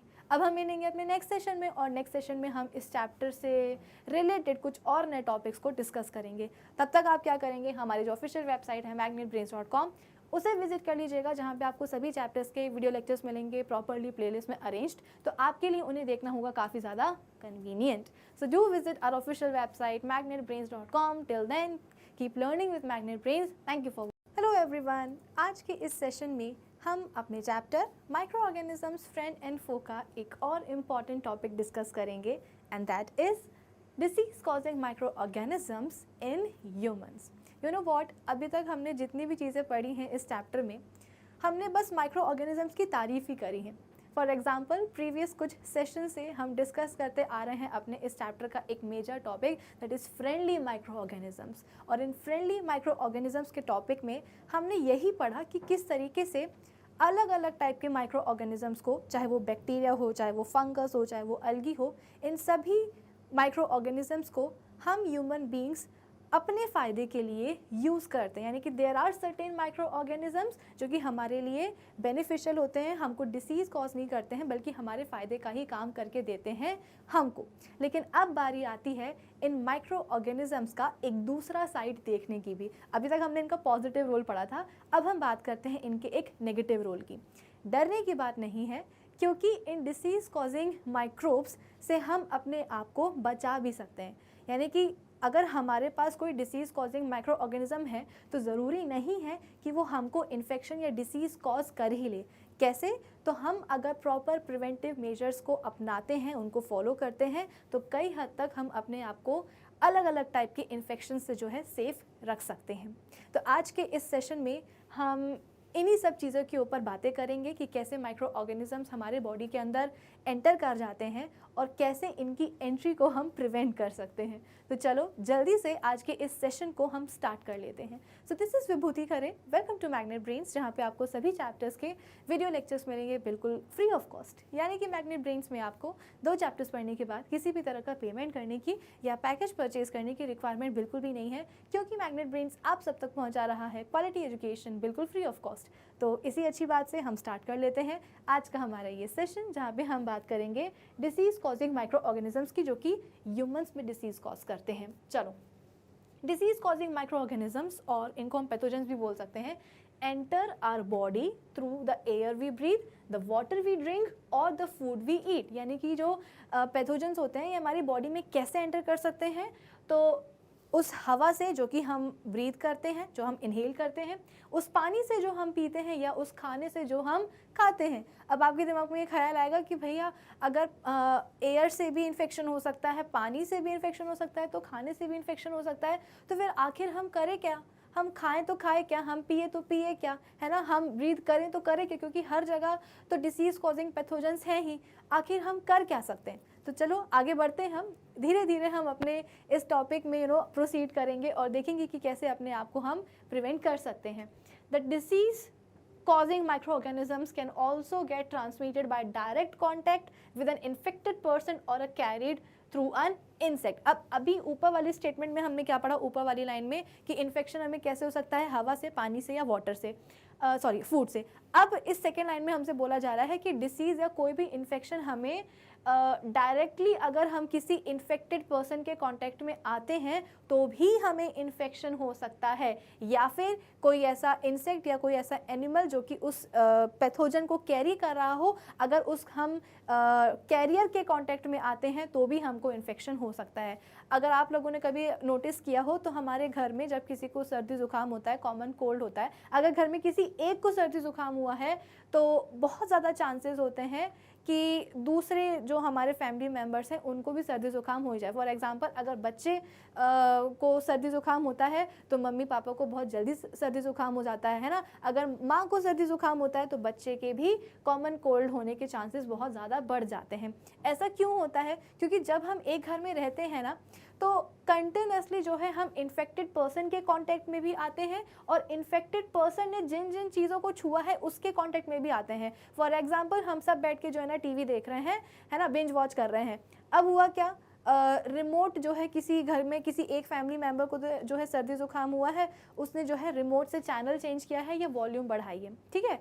अब उसी रिमोट को आपने बिना सैनिटाइज किए आपने एक किसी हेल्दी पर्सन ने जो है इस रिमोट को छू लिया।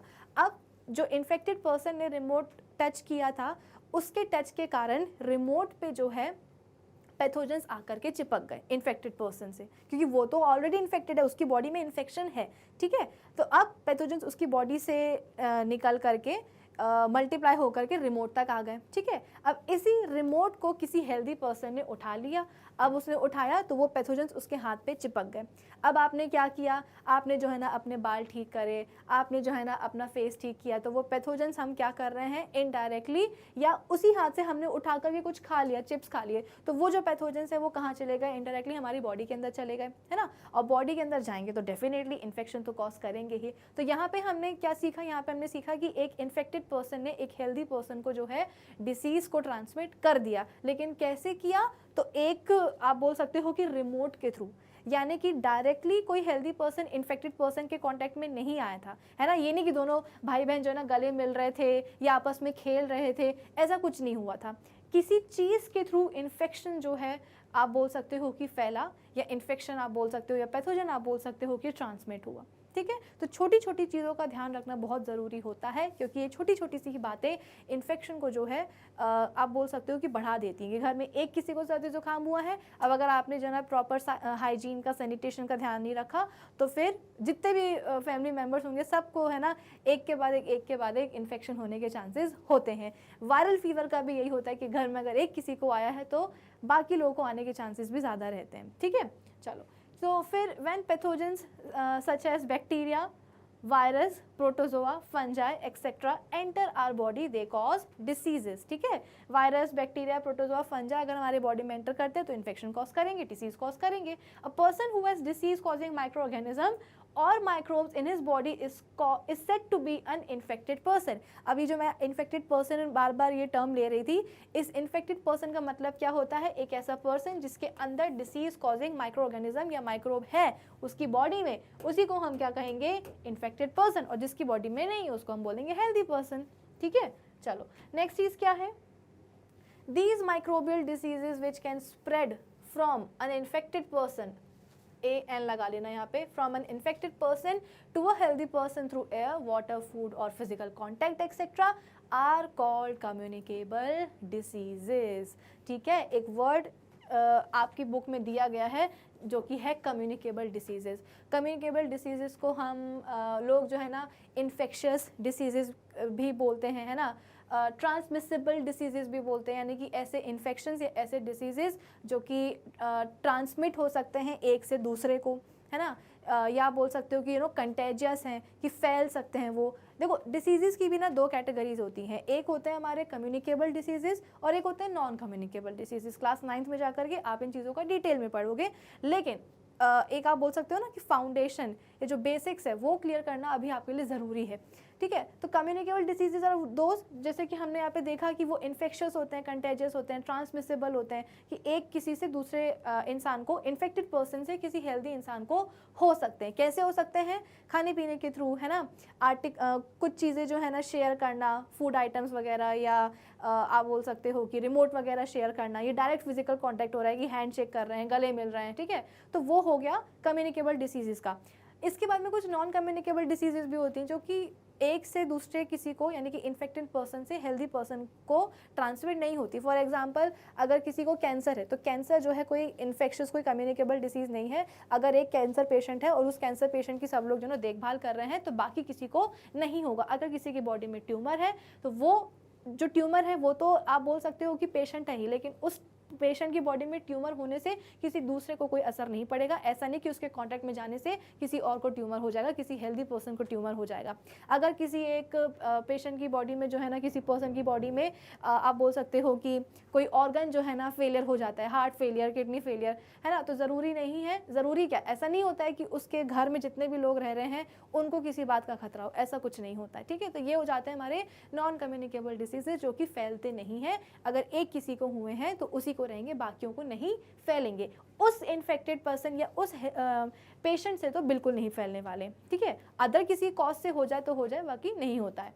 चलो, in communicable diseases the disease causing germs get transmitted from a human being, an animal और the environment to another human being. Communicable disease में क्या होता है कि जो पैथोजन होते हैं वो एक इन्फेक्टेड पर्सन से निकल के कहाँ जाते हैं, एक हेल्दी ह्यूमन बीइंग में जाते हैं। कैसे जा सकते हैं, तो एनिमल के थ्रू, यानी कि वही कैरियर वाला पॉइंट आ गया। ठीक है, जैसे कि हमारा जो हमारे जो मस्किटोज होते हैं, है ना, वो अगर मैं बात करूँ एनोफिलीज की, तो वो क्या करते हैं, मलेरिया कॉज करते हैं, है ना, वो मलेरिया के कॉजेटिव एजेंट का कैरियर होते हैं। वो मलेरिया क्योंकि वो प्रोटोजोआन से होता है, प्लाज्मोडियम से होता है, तो हमारे जो फीमेल एनोफिलीज मस्कीटो जो होता है वो क्या करता है, इस प्लाज्मोडियम को कैरी करता है। ठीक है, अगर मैं बात करूँ डेंगू की, तो डेंगू हम बोलते हैं कि डेंगू का भी एक कैरियर होता है जिसको हम कहते हैं एडिस मस्कीटो। तो एडिस मस्कीटो क्या करता है, डेंगू के वायरस को कैरी करता है। ठीक है, तो एनिमल के थ्रू हो सकता है, इंसेक्ट के थ्रू हो सकता है, ह्यूमन बीइंग के थ्रू भी हो सकता है, और तो और बाकी एनवायरनमेंट के थ्रू भी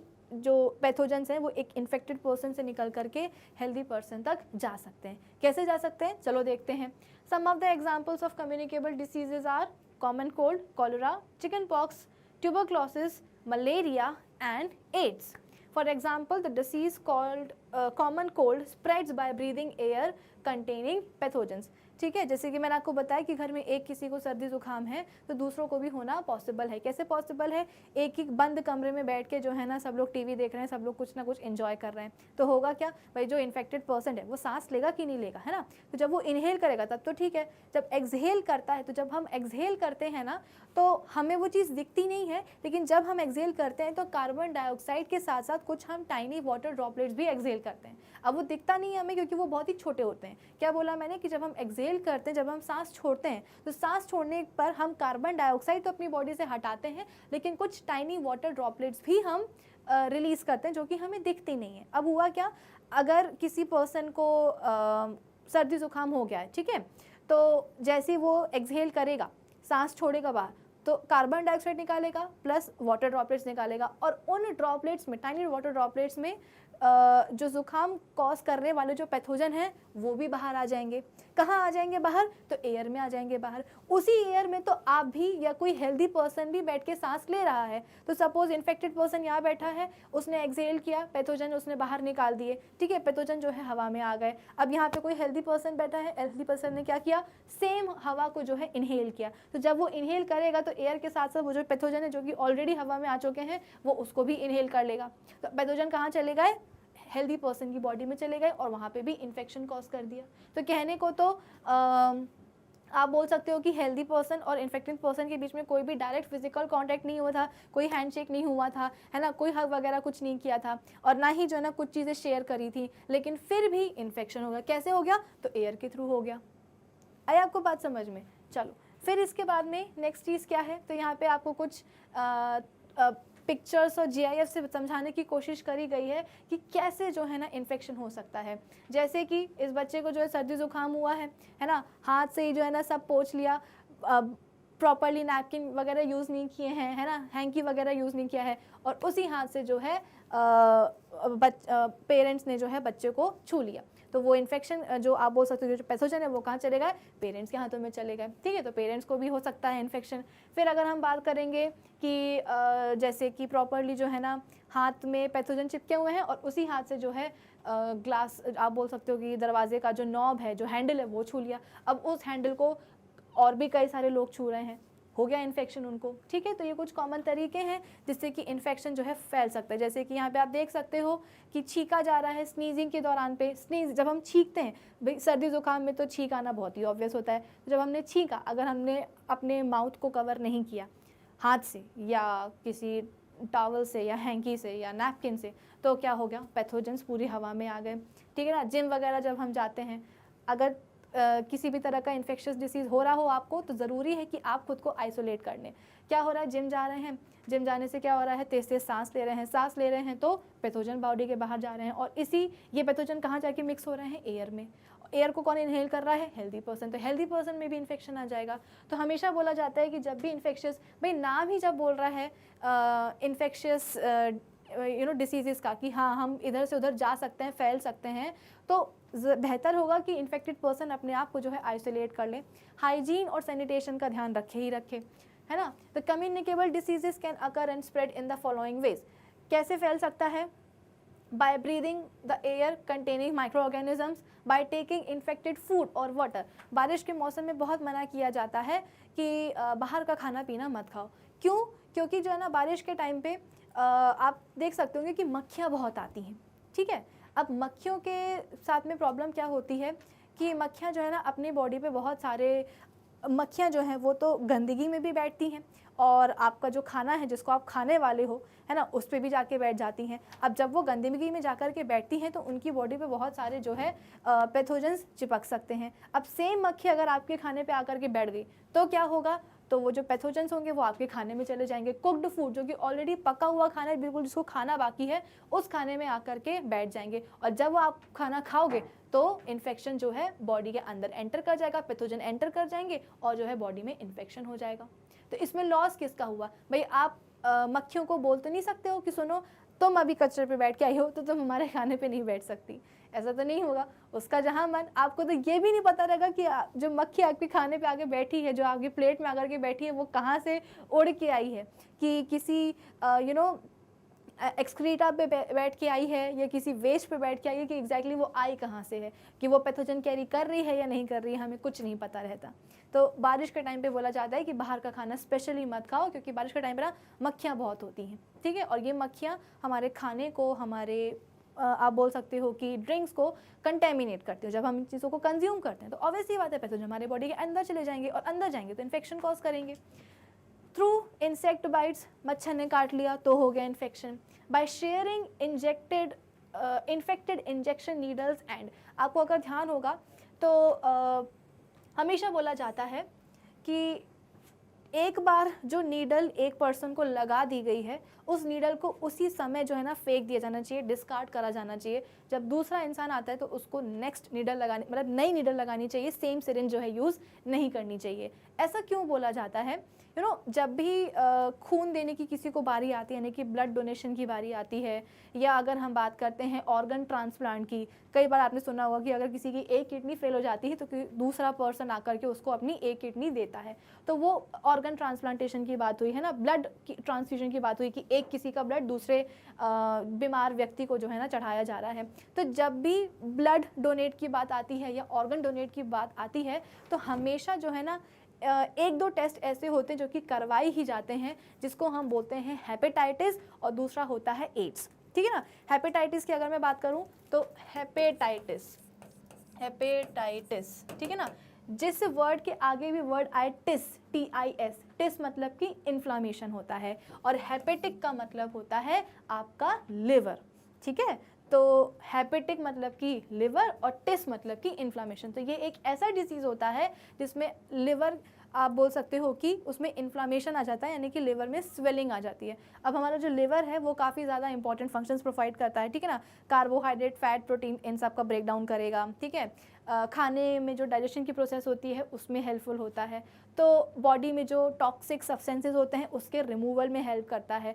तो लिवर का कुल मिलाकर के बोला जाए तो लिवर हमारी बॉडी के लिए बहुत इंपॉर्टेंट होता है। और जब लिवर में किसी तरह की बीमारी आ जाती है, फॉर एग्जांपल हेपेटाइटिस हो जाता है, लिवर में इन्फ्लामेशन आ जाती है, सूजन आ जाती है, तो ऑब्वियसली बात है लिवर प्रॉपर्ली काम नहीं कर पाएगा, ठीक है। अब हेपेटाइटिस के भी कई टाइप्स होते हैं, A होता है, B होता है, C होता है, ठीक है। तो जब भी ब्लड ट्रांसफ्यूजन या ऑर्गन ट्रांसप्लांट की बात आती है तो हमेशा हेपेटाइटिस का टेस्ट करवाया ही जाता है। क्यों? क्योंकि अगर किसी बंदे को हेपेटाइटिस है, और एक चीज़ और है कि हेपेटाइटिस के सिम्टम्स आने में ना कई साल लग जाते हैं। ऐसा नहीं कि जैसे कि सर्दी जुकाम हुआ है तो आज इन्फेक्शन हुआ है, 2-3 दिन बाद सिम्टम दिखाई देने लगे। हेपेटाइटिस बहुत चोरी छुपे आता है बॉडी में, ठीक है। बहुत ही जनरल सिम्टम्स आते हैं, हमको लगता है कि अच्छा पेट दुख रहा है ना, खाना ठीक से पच नहीं रहा, तो कोई जनरल ऐसी दवाई ले ली, हो गया काम। हेपेटाइटिस की सिम्टम्स डेवलप होने में टाइम लग जाता है, तो कई बार इंसान को पता भी नहीं रहता कि उसके अंदर हेपेटाइटिस है, इन्फेक्शन है, और फिर भी जो है ना वो ब्लड डोनेशन के लिए या ऑर्गन डोनेशन के लिए जाता है। तो जब भी डोनेशन की बारी आती है तो हमेशा चेक किया जाता है कि पर्सन को कहीं हेपेटाइटिस तो नहीं है। क्यों? क्योंकि अगर हेपेटाइटिस होगा तो ब्लड जब जाएगा उसका किसी पेशेंट के पास, तो उस पेशेंट को भी हेपेटाइटिस हो जाएगा। क्यों? क्योंकि पैथोजेंस जो है वहाँ से वहाँ ट्रांसफ़र हो जाएंगे, ठीक है। एड्स की अगर हम बात करें तो एड्स हम सबको पता है कि कैसे होता है। ये एक वायरल डिसीज़ होता है, HIV वायरस, जो कि इन्फेक्शन एड्स को कॉज करता है, ठीक है। तो एड्स के पेशेंट के साथ भी यही कहानी है। अगर जैसे कि मैंने सिरिंज वगैरह की बात करी है, अब अगर एड्स पेशेंट को जो है ना सपोज़ कोई वैक्सीन लग रही है या किसी भी तरह का इंजेक्शन लग रहा है, ठीक है, तो आपने क्या किया, सिरिंज ली, नीडल घुसा दी। अब उस नीडल में उस एड्स पेशेंट का ब्लड लग गया। अब अगर सेम सिरिंज उठा करके आप किसी हेल्दी पर्सन में लगा दोगे तो HIV पॉजिटिव जो पेशेंट था उसका ब्लड कहाँ आ जाएगा, एक बिल्कुल हेल्दी पेशेंट के अंदर जो है चला जाएगा। भले ही थोड़ा सा गया, लेकिन गया तो ना, और उस ब्लड में HIV वायरस होगा, है ना, और वो HIV वायरस एक हेल्दी पर्सन की बॉडी के अंदर चला जाएगा।